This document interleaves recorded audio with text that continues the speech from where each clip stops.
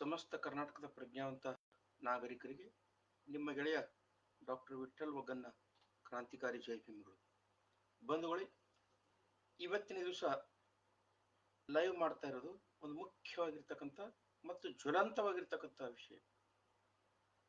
ಈ ವಿಷಯ ನೀವೆಲ್ಲರೂ ಕೂಡ ಮೊನ್ನೆ 26ನೇ ತಾರೀಕಿನ ಪ್ರಿಂಟ್ ಮೀಡಿಯಾದಲ್ಲಿ ಗಮನಿಸಿರ್ಬೋದು. ಪ್ರಜಾವಾಣಿ ಮತ್ತು ವಿಜಯವಾಣಿ ಪೇಪರ್ದಲ್ಲಿ ಒಂದು ಸ್ಟೇಟ್ಮೆಂಟ್ ಬಂದಿತ್ತು. ಅಖಂಡ ಹಿಂದೂ ರಾಷ್ಟ್ರದ ಸಂವಿಧಾನ ಸಿದ್ಧವಾಗಿದೆ ಅಂತಕ್ಕಂಥ ಸ್ಟೇಟ್ಮೆಂಟ್ ಅನ್ನು ನೋಡ್ರಿ. ಇವತ್ತು ಆ ವಿಷಯದ ಕುರಿತೆ ಒಂದಿಷ್ಟು ಮಾಹಿತಿಗಳನ್ನು ಪ್ರಜ್ಞಾವಂತ ನಾಗರಿಕರಿಗೆ ಕೊಡಲು ಮತ್ತು ಮೀಸಲಾತಿಯ ಫಲಾನುಭವಿಗಳಾಗಿರ್ತಕ್ಕಂಥ SC ST OBC ಜನಾಂಗದವರಿಗೆ ಜಾಗೃತಗೊಳಿಸಲು ಇವತ್ತಿನ ದಿವಸ ನಾನು ಲೈವ್ ಬರ್ತಾ ಇದ್ದೇನೆ. ಬಹುಶಃ ಯಾರಿಗೆ ಸ್ವಾಭಿಮಾನ ಮತ್ತು ಸ್ವಾವಲಂಬನೆ ಇರ್ತದೋ ಅವರು ಮಾತ್ರ ನಾನು ಸಾದರಪಡಿಸ್ತಕ್ಕಂಥ ವಿಷಯಗಳ ನಂತರ ಸ್ವಂತ ವಿವೇಚನೆ ಮೇಲೆ ನಿರ್ಧಾರ ತಗೊಳ್ತಕ್ಕಂಥ ಸಾಮರ್ಥ್ಯ ಹೊಂದಿದ್ದಾರೆ. ಆದರೆ ಗುಲಾಮರಿಗೆ ಇದು ಯಾವುದು ಕೂಡ ಅರ್ಥ ಆಗೋದಿಲ್ಲ, ಅದು ಬೇಕು ಆಗಿಲ್ಲ. ಯಾಕೆ ಬೇಕಾಗೋದಿಲ್ಲ ಅಂದ್ರೆ, ಗುಲಾಮರಿಗೆ ಬಾಲ್ಯದಲ್ಲಿ ಗುಲಾಮಗಿರಿಯ ರುಚಿ ಹತ್ತಿದ್ದೇ ಆದರೆ ಜೀವನ ಪೂರ್ತಿ ಅವರು ಗುಲಾಮಗಿರಿಯಲ್ಲಿ ಸಾಯ್ತಾರೆ. ಆ ಗುಲಾಮರು ಸತ್ತಿರ್ತಕ್ಕಂಥ ಪ್ರಾಣಿಗಳ ಮೂಳೆಯನ್ನು ತಿಂತಕ್ಕಂಥ ನಾಯಿಗಳಿದ್ದ ಹಾಗೆ. ಆ ಮೂಳೆ ಸುತ್ತ ಮಾಂಸ ಇಲ್ಲದೇ ಇದ್ದರೂ ಕೂಡ ಮೂಳೆಯನ್ನು ಚೀಪ್ತಕ್ಕಂಥ ಪ್ರವೃತ್ತಿ ಅವ್ರಿಗೆ ಬಿದ್ದಿರುತ್ತೆ. ಸೊ ಅಂಥವ್ರಿಗಾಗಿ ಈ ವಿಡಿಯೋ ಅಲ್ಲ. ಭಾರತದ ಬಹುಸಂಸ್ಕೃತಿ ಅಸ್ಮಿತೆ, ಬಾಬಾ ಸಾಹೇಬ್ ಡಾಕ್ಟರ್ BR ಅಂಬೇಡ್ಕರ್ ಅವರು ಕೊಟ್ಟಿರ್ತಕ್ಕಂಥ ಭಿಕ್ಷೆ, ಭಾರತದ ಸಂವಿಧಾನ ಈ ದೇಶದ ಜನರಿಗೆ ಕೊಟ್ಟಿರ್ತಕ್ಕಂಥ ಕೊಡುಗೆಗಳ ಬಗ್ಗೆ ಯಾರಿಗೆ ಪರಿಜ್ಞಾನ ಇರ್ತದೋ ಅವರು ಮಾತ್ರ ಈ ವಿಡಿಯೋ ನೋಡಿದ ನಂತರ ಒಂದಿಷ್ಟೇನೋ ಪರಿವರ್ತನೆಯಾಗಿ ಚಳವಳಿಗೆ ಧುಮುಕಲಿಕ್ಕೆ ಸಾಧ್ಯತೆ ಇದೆ. ಸಮಕಾಲೀನ ಸಂದರ್ಭದ ಚಳವಳಿಗಳನ್ನು ಗಮನಿಸಿದರೆ ಎಲ್ಲ ಚಳವಳಿಗಳು ಕೂಡ ಉದರ ಪೋಷಣಾರ್ಥಕಂ ಬಹುಕೃತ ವಿಷಯ, ಹೊಟ್ಟೆಪಾಡಿಗೆ ನಡೆದಿರತಕ್ಕಂಥ ಚಳವಳಿಗಳಾಗಿ. ಇದು ಆ ಮನುವಾದಿಗಳ ಚಾಲು ಕೂಡ ಹೌದು. ಇವತ್ತು ಆ ಮನುವಾದಿಗಳು ಅಂದ್ರೆ ಕೇವಲ 2 ರಿಂದ 3% ಇರ್ತಕ್ಕಂಥ ಮನುವಾದಿಗಳು ಬಹಿರಂಗವಾಗಿ ಭಾರತದ ಸಂವಿಧಾನಕ್ಕೆ ಅಪಚಾರ ಮಾಡತಕ್ಕಂಥ, ಬಾಬಾ ಸಾಹೇಬರ ವಿಚಾರಧಾರೆಗೆ ಅಪಚಾರ ಮಾಡತಕ್ಕಂಥ, ಈ ದೇಶದ ಮೂಲ ಭಾರತೀಯರಿಗೆ ಅಪಚಾರ ಮಾಡತಕ್ಕಂಥ, ಈ ದೇಶದ ಮೂಲ ಭಾರತೀಯರ ಅಸ್ಮಿತೆ ಆಗಿರ್ತಕ್ಕಂಥ ಬೌದ್ಧ ಧರ್ಮಕ್ಕೆ ಅಪಚಾರ ಮಾಡತಕ್ಕಂಥ ಕೆಲಸಗಳನ್ನು ಬಹಿರಂಗವಾಗಿ ಮಾಡ್ತಾ ಇದ್ದಾರೆ. ಸೊ ಆ ನಿಟ್ಟಿನಲ್ಲಿ ಆ ದಾರಿಯಲ್ಲಿ ಇರ್ತಕ್ಕಂಥ ಒಂದು ಅಂಶವೇ ಮೊನ್ನೆ ನಡೆದಿರ್ತಕ್ಕಂಥ ಕುಂಭಮೇಳದಲ್ಲಿ ಅವನು ಪಂಚದಶನಂ ಅಂತಕ್ಕಂಥ ಜುನಾ ಅಖಾಡದ ಮುಖ್ಯಸ್ಥನಾಗಿರ್ತಕ್ಕಂಥ ಮಹಾಂತ ಹರಿಗಿರಿ ಮಹಾರಾಜ್ ಮತ್ತು ಯತಿ ನರಸಿಂಹಾನಂದ ಗಿರಿ, ಈ ಈರ್ವರು ಮೂರ್ಖರು. ಇವೆರಡೂ ಯಾವುದೇ ವಿಶ್ವವಿದ್ಯಾಲಯದಲ್ಲೂ ಹೋಗಿ ಆಳವಾಗಿ ಅಧ್ಯಯನ ಮಾಡಿ ಸಂಶೋಧನೆ ಮಾಡಿ ಬಂದಿರತಕ್ಕಂಥ ಪ್ರಾಜ್ಞರಲ್ಲ. ಇವು ಬಾವಿ ಕಪ್ಪೆಗಳಿದ್ದಾಗಿ.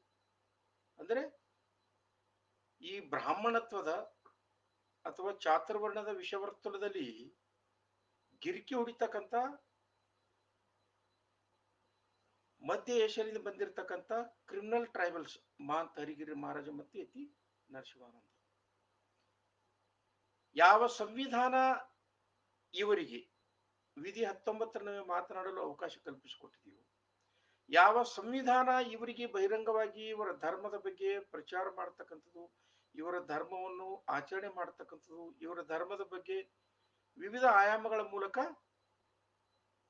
ಅದರ ವೈಭವೀಕರಿಸ್ತಕ್ಕಂಥ ಸದಾವಕಾಶ ಸಂವಿಧಾನದ ವಿಧಿ 25 ಕೊಟ್ಟಿದ್ದೆವು, ಅದೇ ಸಂವಿಧಾನದ ಬಗ್ಗೆ ಇವತ್ತಿನ ದಿವಸ ತುಚ್ಛವಾಗಿ ಮಾತಾಡ್ತಕ್ಕಂಥ ಕುಹಕದ ಕೆಲಸ ಮಾಡ್ತಾ ಇದ್ದಾರೆ. ಇದು ಕೇವಲ ಇವರಿಬ್ಬರದು ಕೃತ್ಯ ಅಲ್ಲ. ಇಂಥ ಒಂದು ಗಾಂಪರ್ದು 25 ಜನರ ಗಾಂಪರ್ ಗುಂಪು ಇದೆ. ಅದರ ಮೇನ್ ಬ್ರೇನು ನಾಗ್ಪುರದಲ್ಲಿ ಮೋಹನ್ ಭಾಗವತ್ ಅಂತಕ್ಕಂಥ RSS ನ 2 ನಾಲಿಗೆಯ ಉಡುವಿನದು. ಸೊ ಹೀಗೆ ಈ 25 ಜನ ಗಾಂಪರ ಗುಂಪು ಮತ್ತು ಬಹುಸಂಸ್ಕೃತಿಯ ಹಂತಕನಾಗಿರ್ತಕ್ಕಂಥ RSS ನ ಮೋಹನ್ ಭಾಗವತ್, ಇವರನ್ನೇ ಇಟ್ಟುಕೊಂಡು ಇವತ್ತಿನ ದಿವಸ 2 ವಿಚಾರ ನಿಮ್ಮೆದುರು ದಾಖಲಿಸಿತ ಸಾದರಪಡಿಸ್ತಾ ಇದ್ದಾರೆ. ಸ್ನೇಹಿತರೆ, ಅದರ ಪೂರ್ವದಲ್ಲಿ ಬಾಬಾ ಸಾಹೇಬ್ರನ್ನು ಸ್ತುತಿಸುವುದು ನಮ್ಮೆಲ್ಲರ ಕರ್ತವ್ಯ ಅಂತಕ್ಕಂಥ ನೆನೀತ ಒಂದು ಶಾಯರಿ ಮೂಲಕ ಅವರನ್ನು ಅಭಿನಂದಿಸ್ತೇನೆ. ಇದು ಬಹುಶಃ ಎಲ್ಲರಿಗೂ ಕೂಡ ಅನ್ವಯ ಆಗ್ತದೆ ಅಂತ ನಾನು ಪರಿಭಾವಿಸ್ತೇನೆ. रुतबा मेरे सर को तेरी संविधान से मिला है, रुतबा मेरे सर को तेरी संविधान से मिला है, ये सम्मान भी तेरी संविधान से मिला है. रुतबा मेरे सर को तेरी संविधान से मिला है, ये सम्मान भी तेरी संविधान से मिला है. औरों को तो मुकद्दर से मिला होगा, हमें मुकद्दर भी तेरी संविधान से मिला है, हमें मुकद्दर भी तेरी संविधान से मिला है. ಈ ದೇಶದಲ್ಲಿ ಈ ಪಟ್ಟಭದ್ರ ಹಿತಾಸಕ್ತಿ ಜನಾಂಗದವರಿಗೆ ಅವ್ರಿಗೆ ಏನಾದರೂ ಸೌಭಾಗ್ಯ ಸಿಕ್ಕದ್ದೇ ಆದರೆ ಅವ್ರಿಗೆ ಹಣೆ ಬರ ಅಂತ ಅವ್ರು ಹೇಳ್ತಾರೆ. ಆದರೆ ನಾವು ಹೇಳ್ತಕ್ಕಂಥದ್ದು, ಅದರಲ್ಲೂ ವಿಶೇಷವಾಗಿ ಮೀಸಲಾತಿ ಫಲಾನುಭವಿಗಳು ಹೇಳ್ತಕ್ಕಂಥದ್ದು, ನಮಗೆ ಈ ಸಮ್ಮಾನ ಸಿಕ್ಕಿರ್ತಕ್ಕಂಥದ್ದು ಬಾಬಾ ಸಾಹೇಬ್ ಡಾಕ್ಟರ್ BR ಅಂಬೇಡ್ಕರ್. ಇವತ್ತು ಭಾರತದ ಸಂವಿಧಾನದ ಕುರಿತು ಇತ್ತೀಚಿನ ದಿನಗಳಲ್ಲಿ ಮಾತಾಡಿರ್ತಕ್ಕಂಥ ವಿಷಯ ಅಲ್ಲ. ಯಾವಾಗ ಅಟಲ್ ಬಿಹಾರಿ ವಾಜಪೇಯಿ ಅವರು ಪ್ರಧಾನಮಂತ್ರಿ ಆದರು 1999ರಲ್ಲಿ, 2000 ಇಸವಿಯಿಂದ ಡೈರೆಕ್ಟ್ ಆಗಿ ಭಾರತದ ಸಂವಿಧಾನದ ಮೇಲೆ, ಭಾರತದ ಬಹುಸಂಸ್ಕೃತಿಯ ಮೇಲೆ ಇವರು ಆಕ್ರಮಣ ಮಾಡತಕ್ಕಂಥದ್ದು, ದೌರ್ಜನ್ಯ ಎಸಗ್ತಕ್ಕಂಥದ್ದನ್ನು ಕೂಡ ನಾನು ನಿಮ್ಗೆ ಎಳಿ ಹೇಳ್ತೀನಿ. ಒಂದು ನೆನಪಿಟ್ಕೊಳ್ಳಿ ಸ್ನೇಹಿತರೆ, ನಾವಿಲ್ಲಿ ಭಾರತದ ಸಂವಿಧಾನದ ಮೇಲೆ ನಡೀತಕ್ಕಂಥ ದೌರ್ಜನ್ಯಗಳನ್ನು ಕೇವಲ ಬಾಹ್ಯವಾಗಿ ನೋಡ್ತಾ ಇದ್ವಿ. ಆದರೆ ಒಬ್ಬ ಶಾಯರ್ ತುಂಬಾ ಚೆನ್ನಾಗಿ ಹೇಳ್ತಾನೆ, ಏನಂದ್ರೆ ಖಜಾನೆ ಕೋ ಚೋರೋं से नहीं पहरेदारों से धोखा है, खजाने को चोरों से नहीं पहरेदारों से धोखा है, अंबेडकरवाद को दुश्मनों से नहीं समाज के गद्दारों से धोखा है. ನಮ್ಮ ಭಾರತ ಸಂವಿಧಾನಕ್ಕೆ ದೇಶವನ್ನು ಲೂಟಿ ಮಾಡತಕ್ಕಂಥ ಜನಾಂಗದಿಂದ ಅದಕ್ಕೆ ಧೋಕಾ ಇಲ್ಲ, ಅಪಾಯವಿಲ್ಲ. ಯಾವ ಜನಾಂಗ, ಯಾವ ಸಂಸ್ಥೆಯಲ್ಲಿರ್ತಕ್ಕಂಥವು, ಯಾವ ಅಂಗದಲ್ಲಿರ್ತಕ್ಕಂಥ ಜನಾಂಗ ಭಾರತದ ಸಂವಿಧಾನ ಸಂರಕ್ಷಣೆ ಮಾಡಬೇಕಾಗಿತ್ತೋ ಅವರೇ ಇವತ್ತಿನ ದಿವಸ ಭಾರತ ಸಂವಿಧಾನವನ್ನು ಹರಣ ಮಾಡ್ತಾ ಇದ್ದಾರೆ. ಆ ನಿಟ್ಟಿನಲ್ಲಿ ಇವತ್ತಿನ ದಿವಸ ನಾನು 2 ಮಾತಾಡಲು ಲೈವ್ ಬಂದಿದ್ದೇನೆ. ಸ್ನೇಹಿತರೆ, ಬಾಬಾ ಸಾಹೇಬ್ ಡಾಕ್ಟರ್ BR ಅಂಬೇಡ್ಕರ್ ಅವರು ಮತ್ತು ಭಾರತದ ಸಂವಿಧಾನ ಇವೆರಡು ಒಂದು ನಾಣ್ಯದ 2 ಮುಖಗಳಿದ್ದಾಗಿ. ಬಾಬಾ ಸಾಹೇಬ್ ಒಂದು ಮುಖ ಆದ್ರೆ ಭಾರತದ ಸಂವಿಧಾನ ಮತ್ತೊಂದು ಮುಖ. ಭಾರತದ ಸಂವಿಧಾನ ಇರಲಾರ್ದೆ ಬಾಬಾ ಸಾಹೇಬ್ರು ಇಲ್ಲ, ಬಾಬಾ ಸಾಹೇಬ್ರು ಇರದ ಭಾರತದ ಸಂವಿಧಾನ ಇಲ್ಲ. ಇವು ಒಂದು ನಾಣ್ಯದ 2 ಮುಖಗಳಿದ್ದಾಗಿ. ಸೊ ಬಾಬಾ ಸಾಹೇಬರು ಮತ್ತು ಭಾರತದ ಸಂವಿಧಾನ ಅರ್ಥ ಮಾಡ್ಕೋಬೇಕಾದ್ರೆ ಈ ಜಾತೀಯತೆ ಅಂತಕ್ಕಂಥ ಚಸ್ಮಾ ತೆಗೆದು ನೋಡಿದ್ರೆ ಮಾತ್ರ ಅರ್ಥ ಆಗ್ತವೆ, ಇಲ್ಲದ್ರೆ ಅರ್ಥ ಆಗಂಗಿಲ್ಲ.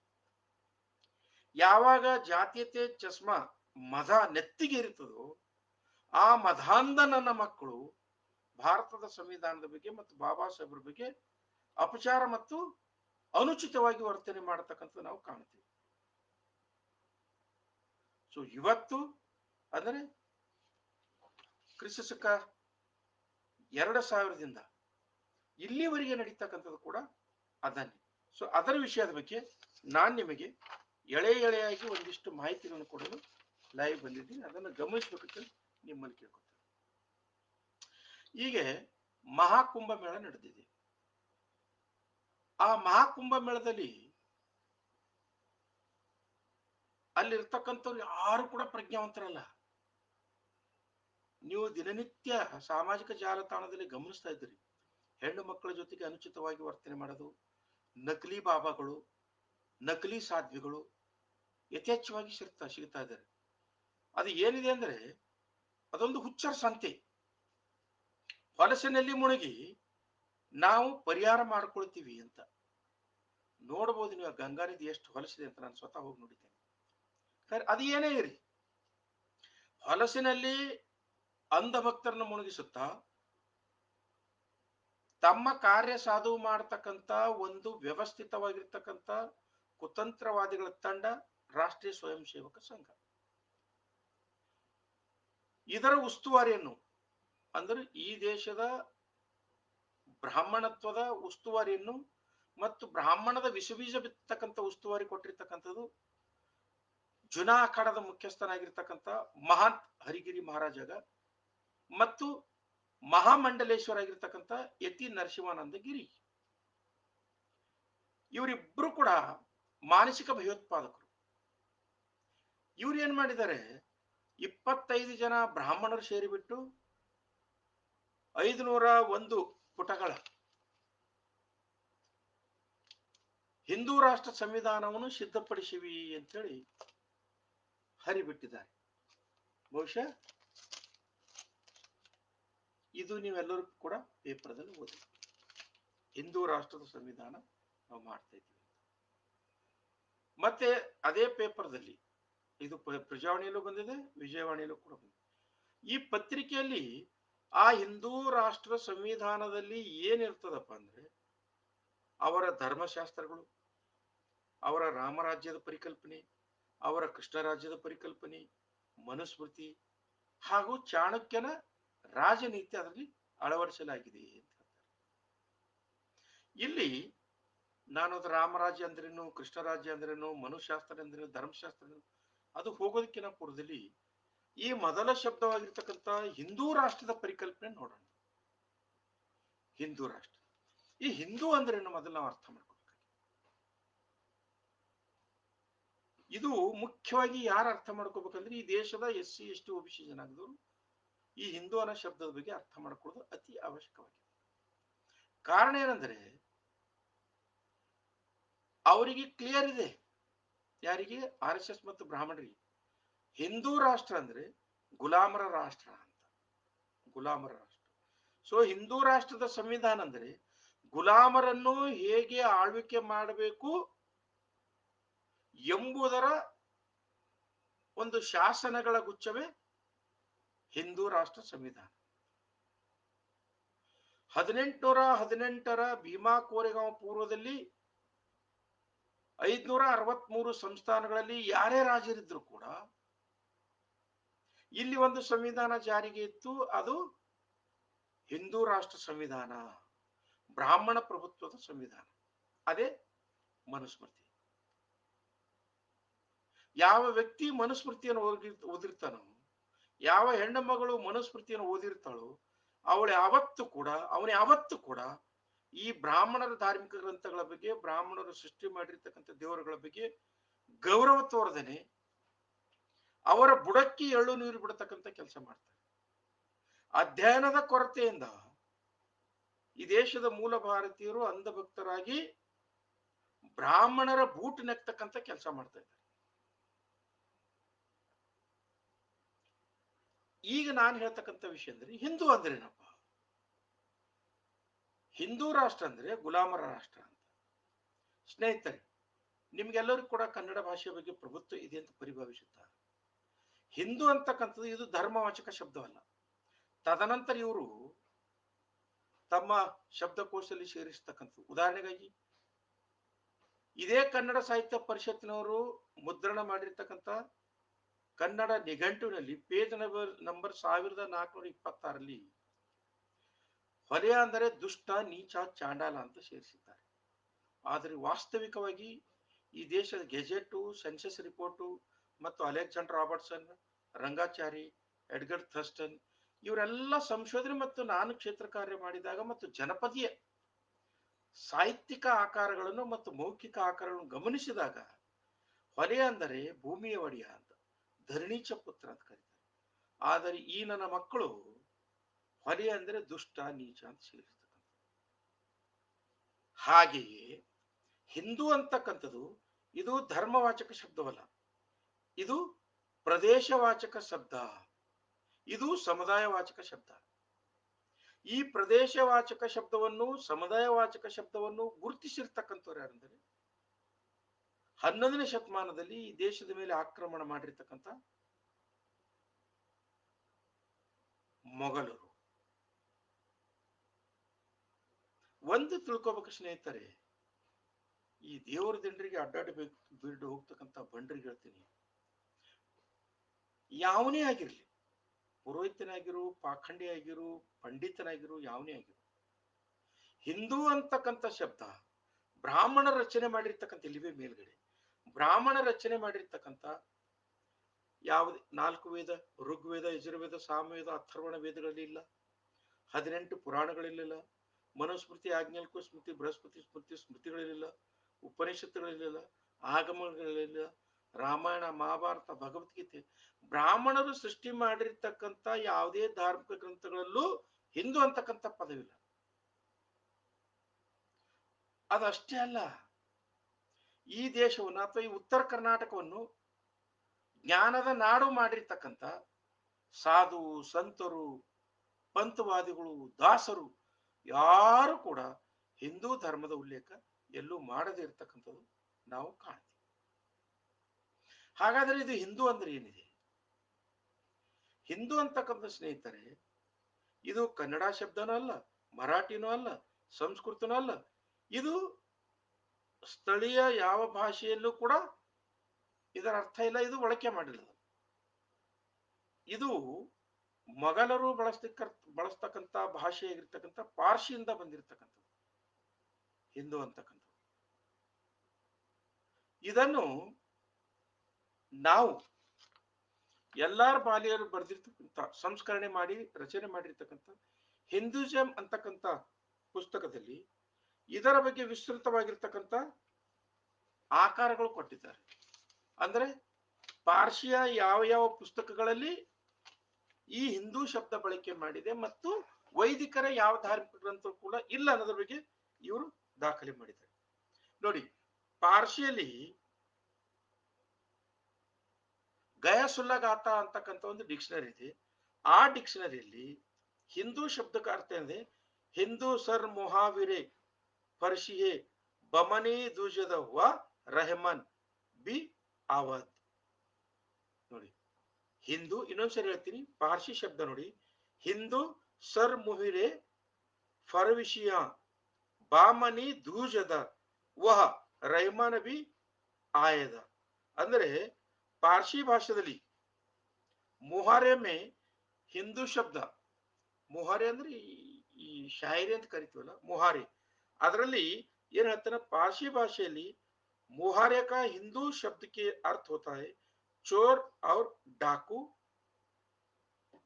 ನೋಡಿ, ಪಾರ್ಸಿ ಭಾಷೆಯಲ್ಲಿ ಹಿಂದೂ ಪದದ ಬಳಕೆ ಇದೆ. ಮುಹಾರೆಯಲ್ಲಿ ಹಿಂದೂ ಅಂದ್ರೆ ಕಳ್ಳ ಮತ್ತು ಡಕಾಯಿತ. ಎರಡನೇ ಉಲ್ಲೇಖ ಹಫೀಜ್ ಶಿರಸಿ ನಾಮ್ಸಿ. ಹಫೀಜ್ ಶಿರ್ಷಿ ಅಂತಕ್ಕಂಥ ಒಬ್ಬ ಕವಿ, ಪಾರ್ಸಿ ಕವಿ, ಅವ ಒಂದು ಕವಿತೆ ಬರೆದಿದ್ದಾನೆ. ಆ ಕವಿತೆಯಲ್ಲಿ ಏನ್ ಬರ್ತಾನೆ ನೋಡಪ್ಪ ಅಂದ್ರೆ, ಅಗರ್ वो तुर्क शिराजी वदस्त अरद दिले मारा बखाले हिंदू वश बक्षम ಸಮರಕಂದೋ ಬುಖಾರ. ಇದು ಪಾರ್ಸಿಯಲ್ಲಿ ಇರ್ತಕ್ಕಂಥದ್ದು. ಇದು ಹಫೀಜ್ ಶಿರೋಜಿ ಅಂತಕ್ಕಂಥ ಒಬ್ಬ ಪರ್ಷಿಯಾದ ಕವಿ ಬರೆದಿರ್ತಕ್ಕಂಥ ಪದ್ಯ. ಇದರ ಅರ್ಥ ಏನಂತಂದ್ರೆ, ಅಗರ್ ಶಿರಜ್ ಕಾ ರಹನೆ ವಾಲಾ ಮೇರಾ ಮಾಶುಕ್, ಅಂದ್ರೆ ಶಿರಸ್ದಲ್ಲಿ ಇರ್ತಕ್ಕಂಥ ನನ್ನ ಪ್ರಿಯತಮೆ मेरे दिल को अपने हाथों में कर ले तो, ನನ್ನ ಹೃದಯವನ್ನು ಆಕೆಯ ಕೈಲಿ ಹಿಡ್ಕೊಂಡ್ರು ಅಂದ್ರೆ, उसके काले तिल पर समर कर और बुखार को बादशाह भी निछावर कर दूं. ನೋಡಿ, ಕಾಲೆ ತಿಲ್ ಅಂದ್ರೆ ಹಿಂದೂ ಅಂದ್ರೆ ಈ ಮುಹಾರೆಯಲ್ಲಿ ಕರಿಯ, ಕಪ್ಪ ಅಂತ ಬಳಕೆ ಮಾಡಿದ್ದಾರೆ. ಇನ್ನು ಮೂರನೇದು ನೋಡಿ, ಹಿಂದೂ ಕ್ಯಾವತೆ ಚಮನ್ ಬೇನರ್ಜಿ ಅಂತಕ್ಕಂಥ ಒಬ್ಬ ಬ್ರಾಹ್ಮಣ ಹಿಂದೂ ಪದದ ಬಗ್ಗೆ ಉಲ್ಲೇಖ ಮಾಡ್ತಾನೆ. ಏನಂದ್ರೆ, ಹಿಂದೂ ಕ್ಯಾ ಹೈ, ಹಿಂದೂ ಕಾಫಿರ್ ಹೈ, ಕಾಫಿರ್ ಕ್ಯಾ ಹೈ, ಕಾಫಿರ್ रहजान है, रहजान क्या है, रहजान ईमान पर डाका मारने वाला है. ನೋಡಿ, ಬ್ರಾಹ್ಮಣ ಚಮನ್ ಬೇನರ್ಜಿ ಹೇಳ್ತಾನೆ, ಹಿಂದೂ ಅಂದ್ರೇನು ಕಾಫಿರ್ ಕಳ್ಳ ಅಂತ, ಕಳ್ಳ ಡಕಾಯ್ತ ಅಂತಕ್ಕಂಥದ್ದು, ಮತ್ತು ಬೇಮಾನ್ ಇದರ ಅರ್ಥ ಈ ಪಾರ್ಸಿ ಭಾಷೆಯಲ್ಲಿ ಇರ್ತಕ್ಕಂಥದ್ದು ಚಮನ್ ಬೇನಜೀರ್ ಮಾಡಿರ್ತಕ್ಕಂಥದ್ದು. ಇನ್ನ ಪ್ರಸಿದ್ಧ ಪಾರ್ಸಿ ಪುಸ್ತಕ ಇದೆ ಗುಲಿಸ್ತಾನ್ ಅಂತಕ್ಕಂಥ ಪುಸ್ತಕ. ಆ ಗುಲಿಸ್ತಾನ್ ಅಂತಕ್ಕಂಥ ಪುಸ್ತಕದಲ್ಲಿ ಹಿಂದೂ ಅರ್ಥ ಏನ್ ಬರೆದಿದೆ ಅಂದ್ರೆ, लोग मुझे श्वेत वर्ग वाला हिंदू गुलाम यानी बंदी कहर पुकारते हैं. ಅಂದ್ರೆ ನನಗೆ ಜನರು ಶ್ವೇತವರ್ಣದ ಕಳ್ಳ ಡಕಾಯಿತ ಅಂತ ಕರೀತಾರಂತಕ್ಕಂಥದ್ದು. ಹೀಗೆ ಈ ಹಿಂದೂ ಪದದ ಬಗ್ಗೆ ಸಾಕಷ್ಟು ಉಲ್ಲೇಖಗಳು ಅಸದುಲ್ಲಾ ಗಾಥ, ಫಿರೋಜುಲ್ಲಾ ಗಾಥ, ಪಾರ್ಸಿ ಹಲವಾರು ಗ್ರಂಥಗಳು ಇರ್ತಕ್ಕಂಥದ್ದು ನಾವು ಕಾಣ್ತೀವಿ. ಸೊ ಒಟ್ಟಾರೆಯಾಗಿ ಒಂದು ಹಿಂದೂ ಅನ್ನೋ ಶಬ್ದ ವೈದಿಕ ಧಾರ್ಮಿಕ ಯಾವ ಗ್ರಂಥಗಳಲ್ಲೂ ಕೂಡ ಇಲ್ಲ. ಹಿಂದೂ ಅನ್ನೋ ಪದ ಬಳಕೆಯಲ್ಲಿದೆ, ಯಾವ ಭಾಷೆಯಲ್ಲಿದೆ, ಭಾರತೀಯ ಯಾವ ಭಾಷೆಯಲ್ಲೂ ಕೂಡ ನಾವು ಕಾಣಲ್ಲ ಪ್ರಾಚೀನ ಕಾಲದಿಂದ. ಆದರೆ ಅದು ಪಾರ್ಸಿಯಲ್ಲಿ ಕಾಣ್ತೀವಿ. ಪಾರ್ಸಿಯಲ್ಲಿ ಹಿಂದೂ ಶಬ್ದದ ಅರ್ಥ ಕಳ್ಳ ಡಕಾಯಿತ ಅಂತ ಅರ್ಥ. ಅಂದರೆ ಹಿಂದೂ ರಾಷ್ಟ್ರ ಅಂದ್ರೆ ಗುಲಾಮ್ ರಾಷ್ಟ್ರ ಅಂತ. ಇನ್ನ ಈ ಇತ್ತೀಚಿನ ದಿನಗಳಲ್ಲಿ ನಾವು ಮೊಹಮ್ಮದ್ ಇಕ್ಬಾಲ್ ಅವರು ಸಾರೇ ಜಹಾಂ ಸೆ ಅಚ್ಚಾ ಹಿಂದೂಶತಾ ಹಮಾರ ಬರೆದಿರ್ತಕ್ಕಂಥ ಪದ್ಯ ನೋಡ್ತೀವಿ. ಈ ಮೊಹಮ್ಮದ್ ಇಕ್ಬಾಲ್ ಅವರ ಪೂರ್ವಜರು ಕನಯ್ಯ ಲಾಲ್ ಸ್ವರೂಪ್ ಅಂತಕ್ಕಂಥವ್ರು ಪಂಜಾಬಿನ ಬ್ರಾಹ್ಮಣರು. ನಿಮಗೆ ಹೆಚ್ಚಿನ ಮಾಹಿತಿಗೆ ಒಂದು ವಿಷಯ ಹೇಳ್ತೀನಿ ಸ್ನೇಹಿತರೆ. ಇಲ್ಲಿ ಕಾಣತಕ್ಕಂಥ ಮೊಹಮ್ಮದ್ ಅಲಿ ಜಿನ್ನಾ ಆಗಿರ್ಬೋದು, ಫಾರೂಕ್ ಅಬ್ದುಲ್ಲಾ ಆಗಿರ್ಬೋದು, ಮತ್ತ ಮೊಹಮ್ಮದ್ ಇಕ್ಬಾಲ್ ಆಗಿರ್ಬೋದು, ಅಸಾದುಲ್ ಓವೈಸಿ ಆಗಿರ್ಬೋದು, ಇವ್ರು ಯಾರು ಕೂಡ ಮೂಲತಃ ಮುಸಲ್ಮಾನರಲ್ಲ. ಇವರೆಲ್ಲರೂ ಕಾಶ್ಮೀರಿಯ ಪಂಡಿತರು, ಬ್ರಾಹ್ಮಣ ಪಂಡಿತರು. ಇವರು ಅಧಿಕಾರಕ್ಕಾಗಿ ಧರ್ಮ ಪರಿವರ್ತನೆಗೊಂಡಿರ್ತಕ್ಕಂಥ ಕಾಶ್ಮೀರಿಯ ಪಂಡಿತರು. ಇವರು ಇವತ್ತಿಗೂ ಕೂಡ ನಾಗ್ಪುರದ ಜೊತೆಗೆ ಅವಿನಾಭಾವ ಸಂಬಂಧ ಇಟ್ಟುಕೊಂಡಿರ್ತಕ್ಕಂಥ ಜನಾಂಗ. ಕಾರಣ ಏನಂದ್ರೆ, ನಾಗ್ಪುರ್ನಲ್ಲಿರ್ತಕ್ಕಂಥ ಮೋಹನ್ ಭಾಗವತನ್ ಟೀಮ್ ಅಥವಾ ಚಿತ್ಪಾವನ ಬ್ರಾಹ್ಮಣರು, ಕಾಶ್ಮೀರಿ ಪಂಡಿತರು ಒಂದೇ ನಸಲಿನ ಜನಾಂಗವಾದ ಪ್ರಯುಕ್ತ ಒಂದು ಗುಂಪು ಅಂದ್ರೆ ಒಂದು ಭಾಗದ ಜನರು ಇಸ್ಲಾಮನ್ನು ಸ್ವೀಕಾರ ಮಾಡಿಕೊಂಡು ಆ ಮೂಲಕ, ಆ ಧರ್ಮದ ಮೂಲಕ ರಾಜ್ಯಾಧಿಕಾರ ಮಾಡ್ತಾ ಇದ್ದಾರೆ. ಇನ್ನೊಂದು ಗುಂಪು ಬ್ರಾಹ್ಮಣತ್ವವನ್ನು ಅಂದ್ರೆ ವೈದಿಕ ಪರಂಪರೆಯನ್ನು ಸ್ವೀಕಾರ ಮಾಡಿಕೊಂಡು ವೈದಿಕ ಪರಂಪರೆ ಅಡಿಯಲ್ಲಿ ಆಡಳಿತವನ್ನು ಮಾಡತಕ್ಕಂಥ ನಾವು ಗಮನಿಸ್ತಾ ಇದ್ದೀವಿ. ಸೊ ಹಾಗಾದ್ರೆ ಈ ಹಿಂದೂ ರಾಷ್ಟ್ರ ಆಯ್ತು. ಈ ಹಿಂದೂ ರಾಷ್ಟ್ರದ ಜಾರಿಗೆ ತರಬೇಕಂತ ಯಾವಾಗ್ಲಿಂದ ಪ್ರಯತ್ನ ಮಾಡ್ತಾ ಇದ್ದಾರೆ, ಯಾಕೆ ಮಾಡ್ತಾ ಇದ್ದಾರೆ, ಇದು ಬಹಳ ಮುಖ್ಯ ಸ್ನೇಹಿತರೆ. ಯಾವ ವ್ಯಕ್ತಿಗೆ ಅಥವಾ ಕೇಳುಗರಿಗೆ ಹೇಳ್ತಾ ಇದ್ದೀನಿ, ದಯವಿಟ್ಟು ನಾನು ಬರೆದಿರ್ತಕ್ಕಂಥ ಭೀಮಾ ಕೋರೆಗಾಂವ್ ಮಹಾರ್ ಸಂಗ್ರಾಮ ಪುಸ್ತಕ ಓದಿ. ಈ ಹಿಂದೂ ರಾಷ್ಟ್ರದ ಸಂವಿಧಾನ, ಹಿಂದುತ್ವ ಪರಿಕಲ್ಪನೆಗೆ ಅದರಲ್ಲೂ ಉತ್ತರ ಇದೆ. ಕಾರಣ ಏನಂದ್ರೆ, ಈ ಹಿಂದೂ ರಾಷ್ಟ್ರ ಮತ್ತು ಹಿಂದೂ ರಾಷ್ಟ್ರದ ಪರಿಕಲ್ಪನೆ, ಹಿಂದೂ ರಾಷ್ಟ್ರದ ಸಂವಿಧಾನ, ಈ ವಿಷಯದ ಕುರಿತು ಬ್ರಾಹ್ಮಣರಲ್ಲಿ ಚಳವಳಿ ಯಾವಾಗ ಆರಂಭ ಆಗಿತ್ತು ಅಂದ್ರೆ 1818 ನಂತರ. 1818 ನಂತರ ನೀವು ಇವತ್ತು ಕೂಡ ಪುನಾದಲ್ಲಿ ಹೋದ್ರೆ ಅಲ್ಲಿ ಒಂದು ಸ್ಟೀಲ್ ಪ್ಲೇಟ್ ಮೇಲೆ ಕೆತ್ತಿರ್ತಕ್ಕಂಥ ಕಾಣ್ತೀವಿ, ಶನಿವಾರ ವಾಡದಲ್ಲಿ. ಅಲ್ಲಿ ಏನು ಬರೆದಿದ್ದಾರೆ ಅಂದ್ರೆ, ದಾಖಲೆ ಮಾಡಿದ್ದಾರೆ ಆರ್ಕಿಯಾಲಜಿಕಲ್ ಇಲಾಖೆಯವರು ಅಂದ್ರೆ, 1818 ಭೀಮಾ ಕೋರೆಗಾಂವ್ ಯುದ್ಧದ ನಂತರ ಚಿತ್ಪಾವನ ಬ್ರಾಹ್ಮಣರ ರಾಜ್ಯಾಧಿಕಾರ ಧ್ವಂಸವಾಯಿತು. ಯಾವ ಜನಾಂಗ ಅಂದ್ರೆ ಮಹಾರ್ ಜನಾಂಗ ಈ ದೇಶದ ಡಕಾಯಿತರಾಗಿರ್ತಕ್ಕಂಥ ಪೇಶ್ವೆಗಳ ಸಾಮ್ರಾಜ್ಯವನ್ನು ಸರ್ವನಾಶ ಮಾಡಿದ್ರು. ಅದರ ಸೇಡಿಗಾಗಿ 1818 ನಂತರದಿಂದ ಇಲ್ಲಿವರೆಗೂ ಕೂಡ ಹಪಹಪಿಸುತ್ತಿದ್ದಾರೆ. 1818ರಿಂದ 1885ರವರೆಗೆ ಇವ್ರಿಗೆ ಸ್ಟ್ಯಾಂಡ್ ಅಪ್ ಆಗ್ಲಿಕ್ಕೆ ಕಾಲ ತೆಗೆದುಕೊಳ್ತು. ಸುಮಾರು 37 ವರ್ಷಗಳ ಕಾಲ. 37 ವರ್ಷಗಳ ಆದ ನಂತರ ಯಾವಾಗ ಸಣ್ಣ ಪುಟ್ಟ ಚಳವಳಿಗಳು ಅಂದ್ರೆ ಈ ದೇಶದ ಮೂಲ ಭಾರತೀಯರಾಗಿರ್ತಕ್ಕಂಥ SC ST OBC ಜನಾಂಗದವರು ಸಾಮಾಜಿಕ ನ್ಯಾಯಕ್ಕಾಗಿ, ಆರ್ಥಿಕ ನ್ಯಾಯಕ್ಕಾಗಿ, ಪ್ರಾತಿನಿಧ್ಯತೆಗಾಗಿ ಚಳವಳಿಗಳ ಆರಂಭ ಮಾಡಿದ್ರು. ಎಚ್ಚೆತ್ತುಕೊಂಡಿರ್ತಕ್ಕಂಥ ಈ ಚಿತ್ಪಾವನ ಬ್ರಾಹ್ಮಣರು ಅಂದ್ರೆ ಮಹಾರಾಷ್ಟ್ರದ ಚಿತ್ಪಾವನ ಬ್ರಾಹ್ಮಣರಾಗಿರ್ತಕ್ಕಂಥ ಗೋಖಲೆ, ಅಗರ್ಕರ್, ತಿಲಕ್ ಮತ್ತು ವೆಸ್ಟ್ ಬೆಂಗಾಲ್ದಲ್ಲಿ ವಾಸವಾಗಿರ್ತಕ್ಕಂಥ ಕಾಶ್ಮೀರಿಯ ಪಂಡಿತರಾಗಿರ್ತಕ್ಕಂಥ ಚಟರ್ಜಿ, ಮುಖರ್ಜಿ, ಬ್ಯಾನರ್ಜಿ, ಈ 6 ಜನ ಸೇರಿಬಿಟ್ಟು ಏನ್ ಮಾಡಿದ್ರು ಅಂದ್ರೆ 1818ರಲ್ಲಿ ಕಳೆದುಕೊಂಡಿರ್ತಕ್ಕಂಥ ಅಥವಾ ನಾಶ ಹೊಂದಿರತಕ್ಕಂಥ ಬ್ರಾಹ್ಮಣ ಸಾಮ್ರಾಜ್ಯವನ್ನು ಪುನಃ ಸ್ಥಾಪಿಸಬೇಕು ಮತ್ತು ಈ ದೇಶದ ಮೂಲ ಭಾರತೀಯರಾಗಿರ್ತಕ್ಕಂಥ SC ST OBC ಜನಾಂಗದವರನ್ನು ಗುಲಾಮರನ್ನಾಗಿ ಮಾಡಿಕೊಳ್ಳಬೇಕು ಅಂತ ತಿಳಿದು 1885ರಲ್ಲಿ ರಾಷ್ಟ್ರೀಯ ಕಾಂಗ್ರೆಸ್ ಅನ್ನು ಸ್ಥಾಪನೆ ಮಾಡಿದ್ರು. ರಾಷ್ಟ್ರೀಯ ಕಾಂಗ್ರೆಸ್ ಸ್ಥಾಪನೆ ಮಾಡಿದ ನಂತರ ಅವಾಗ ಬಾಲಗಂಗಾಧರ್ ತಿಲಕ್ ಒಂದು ಘೋಷಣೆ ರೆಡಿ ಮಾಡ್ತಾರೆ. ರಾಷ್ಟ್ರೀಯ ಕಾಂಗ್ರೆಸ್ ಬಹುಶಃ 1896-97 ಅನಿಸ್ತದೆ. ಏನು ಘೋಷಣೆ? ಸ್ವರಾಜ್ಯವೇ ನನ್ನ ಜನ್ಮಸಿದ್ಧ ಹಕ್ಕು. ಸ್ವರಾಜ್ಯವೇ ನನ್ನ ಜನ್ಮಸಿದ್ಧ ಹಕ್ಕು. ಸ್ವರಾಜ್ಯ ಅಂದ್ರೆ ಏನು? ಸ್ವರಾಜ್ಯ ಅಂದ್ರೆ ನಮ್ಮ ರಾಜ್ಯ ಅಂತ. ನಮ್ಮ ರಾಜ್ಯ ಅಂದ್ರೆ ಯಾವುದು? ಚಿತ್ಪಾವನ ಬ್ರಾಹ್ಮಣ ರಾಜ್ಯ. 1818ರಲ್ಲಿ ಕಳ್ಕೊಂಡಿರ್ತಕ್ಕಂಥ ಪೇಶ್ವೆಗಳ ರಾಜ್ಯ. ಸ್ವರಾಜ್ಯವೇ ನನ್ನ ಜನ್ಮಸಿದ್ಧ ಹಕ್ಕು ಅಂದರೆ ಮಹಾರ್ ಜನಾಂಗದಿಂದ, ಬಾಬಾ ಸಾಹೇಬರ ವಂಶಸ್ಥರಿಂದ ಕಳೆದು ಹೋಗಿರ್ತಕ್ಕಂಥ ಬ್ರಾಹ್ಮಣರ ರಾಜ್ಯವನ್ನು ಪುನಃ ಸ್ಥಾಪಿಸ್ತಕ್ಕಂಥದ್ದು ಸ್ವರಾಜ್ಯವೇ ನಮ್ಮ ಜನ್ಮ ಸಿದ್ಧ ಹಕ್ಕು ಅಂತಕ್ಕಂಥ ಘೋಷವಾಕ್ಯವನ್ನು ರೆಡಿ ಮಾಡಿಬಿಟ್ರು. ತದನಂತರ ಈ ರಾಷ್ಟ್ರೀಯ ಕಾಂಗ್ರೆಸ್ನಲ್ಲಿ ಒಂದಿಷ್ಟು ಪ್ರಜ್ಞಾವಂತರು ಸೇರಿಬಿಟ್ರು. ಸೇರಿದ ನಂತರ ಈ ಚಿತ್ಪಾವನ ಬ್ರಾಹ್ಮಣರ ಮತ್ತು ಕಾಶ್ಮೀರಿ ಪಂಡಿತರ ಆಟ ನಡೆಯೋದು ಬಂದಾಯ್ತು. ಅವಾಗ ಇವ್ರು ಏನ್ ಮಾಡಿದ್ರಂದ್ರೆ ಚಿತ್ಪಾವನ ಬ್ರಾಹ್ಮಣರೆಲ್ಲ ಸೇರಿಬಿಟ್ಟು ಹೆಡ್ಗೆವಾರ, ಗೋಳ್ವಾಳ್ಕರ, ಸಾವರ್ಕರ, ಮೂಂಜೆ ಇವರೆಲ್ಲ ಸೇರಿಬಿಟ್ಟು ಏನ್ ಮಾಡಿದ್ರಂದ್ರೆ 1925ರಲ್ಲಿ ರಾಷ್ಟ್ರೀಯ ಸ್ವಯಂ ಸೇವಕ ಸಂಘ ಅಂತ ಪ್ರತ್ಯೇಕವಾಗಿರ್ತಕ್ಕಂಥ ಒಂದು ನಾನ್ ರಿಜಿಸ್ಟರ್ಡ್ ಆರ್ಗನೈಸೇಷನ್ ರೆಡಿ ಮಾಡಿದ್ರು. ಇದರ ಕೆಲಸ ಇಷ್ಟೇ, ಡಿವೈಡ್ ಅಂಡ್ ರೂಲ್. ಪ್ರತಿ ಗ್ರಾಮದಲ್ಲೂ ಕೂಡ ಬೆಂಕಿ ಹಚ್ಚತಕ್ಕಂಥದ್ದು. ಒಂದು ಗ್ರಾಮದಲ್ಲಿ ಅಖಂಡವಾಗಿರ್ತಕ್ಕಂಥ ಒಂದು ಗ್ರಾಮ, ಒಂದು ಸಮುದಾಯ, ಒಂದು ವ್ಯವಸ್ಥೆಯನ್ನು ಛಿದ್ರಗೊಳಿಸಿ ಅದನ್ನು ಡಿವೈಡ್ ಅಂಡ್ ರೂಲ್ ಮಾಡತಕ್ಕಂಥ ಕೆಲಸ ಈ RSS ಚಿತ್ಪಾವನ ಬ್ರಾಹ್ಮಣರಾಗಿತ್ತು. ಅದನ್ನೇ ಅವರು 1925ರಿಂದ ಯಶಸ್ವಿಯಾಗಿ ನಡೆಸಿಕೊಂಡು ಬಂದರು.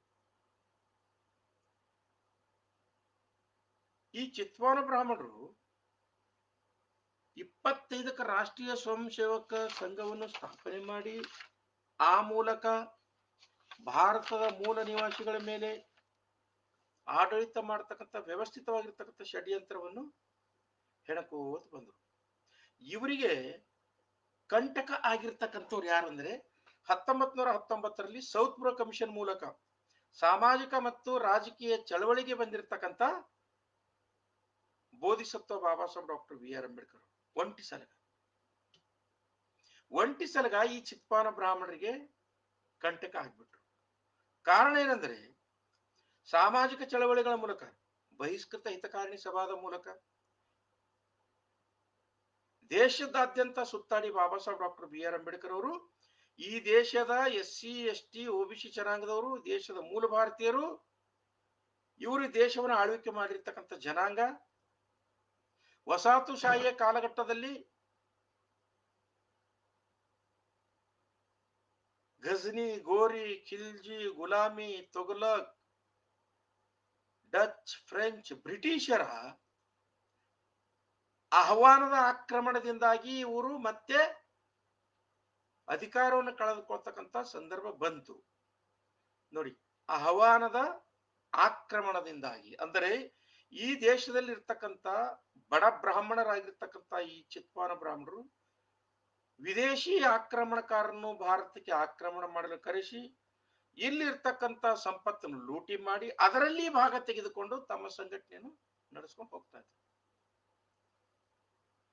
1928ರಲ್ಲಿ ಸರ್ ಜಾನ್ ಸೈಮನ್ ಕಮಿಷನ್ ಬಂದಾಗ ಬಾಬಾ ಸಾಹೇಬ್ ಡಾಕ್ಟರ್ BR ಅಂಬೇಡ್ಕರ್ ಅವರು ಈ ದೇಶದ ಬಹುಸಂಸ್ಕೃತಿ ಅಸ್ಮಿತೆಗಾಗಿ, ಈ ದೇಶದಲ್ಲಿರ್ತಕ್ಕಂಥ SC ST OBC ಜನಾಂಗದವರಿಗೆ ಪ್ರಾತಿನಿಧ್ಯತೆಗಾಗಿ, ಸಾಮಾಜಿಕ ಸಮಾನತೆಗಾಗಿ, ಸ್ವಾತಂತ್ರ್ಯಕ್ಕಾಗಿ ಅವರ ಹಕ್ಕನ್ನು ಮಂಡಿಸ್ತಾ ಇದ್ರು.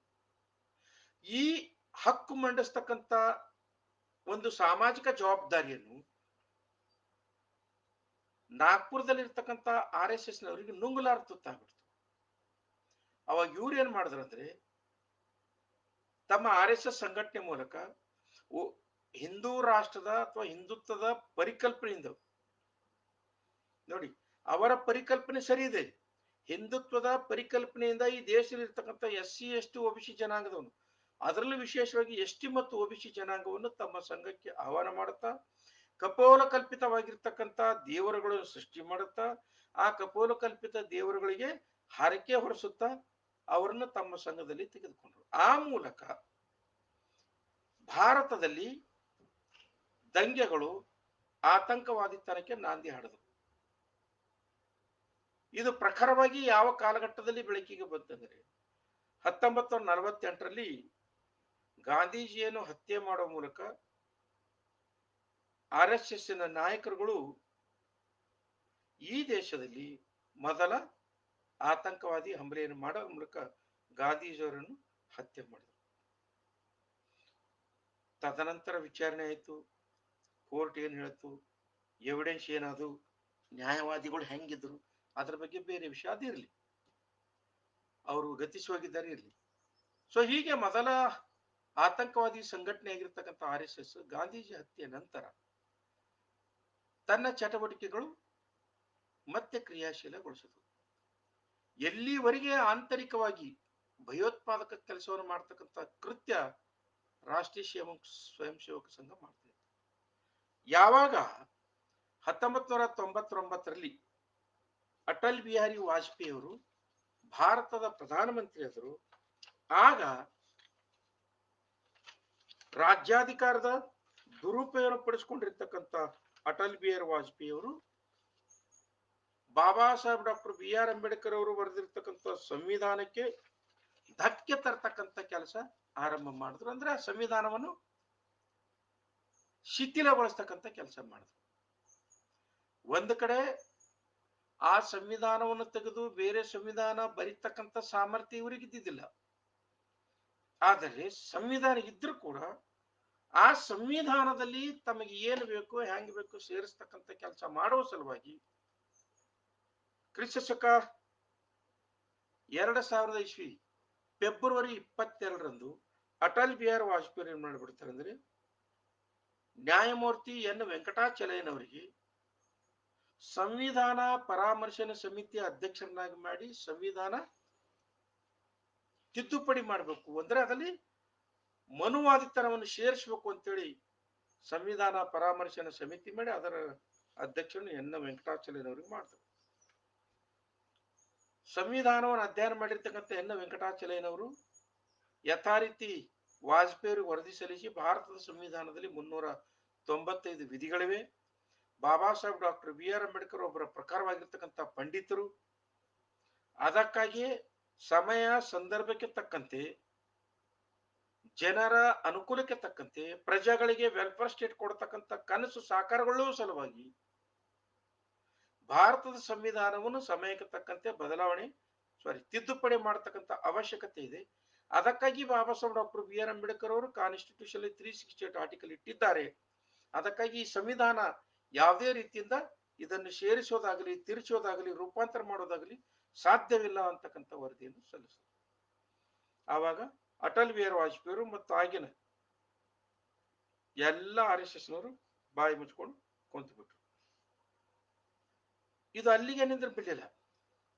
2010ರಲ್ಲಿ ಯಾವ ಸಂವಿಧಾನಬದ್ಧವಾಗಿ ಆತನಿಗೆ ಗವರ್ನರ್ ಮಾಡಿದೆಯೋ, ರಾಜ್ಯಪಾಲರನ್ನಾಗಿ ಮಾಡಿದೆಯೋ, ಅದೇ ಸಂವಿಧಾನದ ಬಗ್ಗೆ ಸುರ್ಜಿತ್ ಸಿಂಗ್ ಅಂತಕ್ಕಂಥ ವ್ಯಕ್ತಿ ಅಂದ್ರೆ ತಮಿಳುನಾಡಿನ ರಾಜ್ಯಪಾಲ 2010ರಲ್ಲಿ ಸುರ್ಜಿತ್ ಸಿಂಗ್ ಹೇಳ್ತಾನೆ, ಭಾರತದ ಸಂವಿಧಾನ ಬದಲಾವಣೆ ಮಾಡತಕ್ಕಂಥದ್ದು ಅವಶ್ಯಕತೆ ಇದೆ ಅಂತಕ್ಕಂಥ ಉದ್ದಟತನದಿಂದ ಮಾಡ್ತಾನೆ. ಅಂದ್ರೆ ಭಾರತದ ಸಂವಿಧಾನದ ಮೇಲೆ 2000 ಇಸ್ವಿಯಲ್ಲಿ ಆಕ್ರಮಣ ನಡೀತು. 2010ರಲ್ಲಿ ಮತ್ತೆ ಪುನರುಕ್ತಿ ಆಯ್ತು ಸುರ್ಜಿತ್ ಸಿಂಗ್ನ ಮೂಲಕ.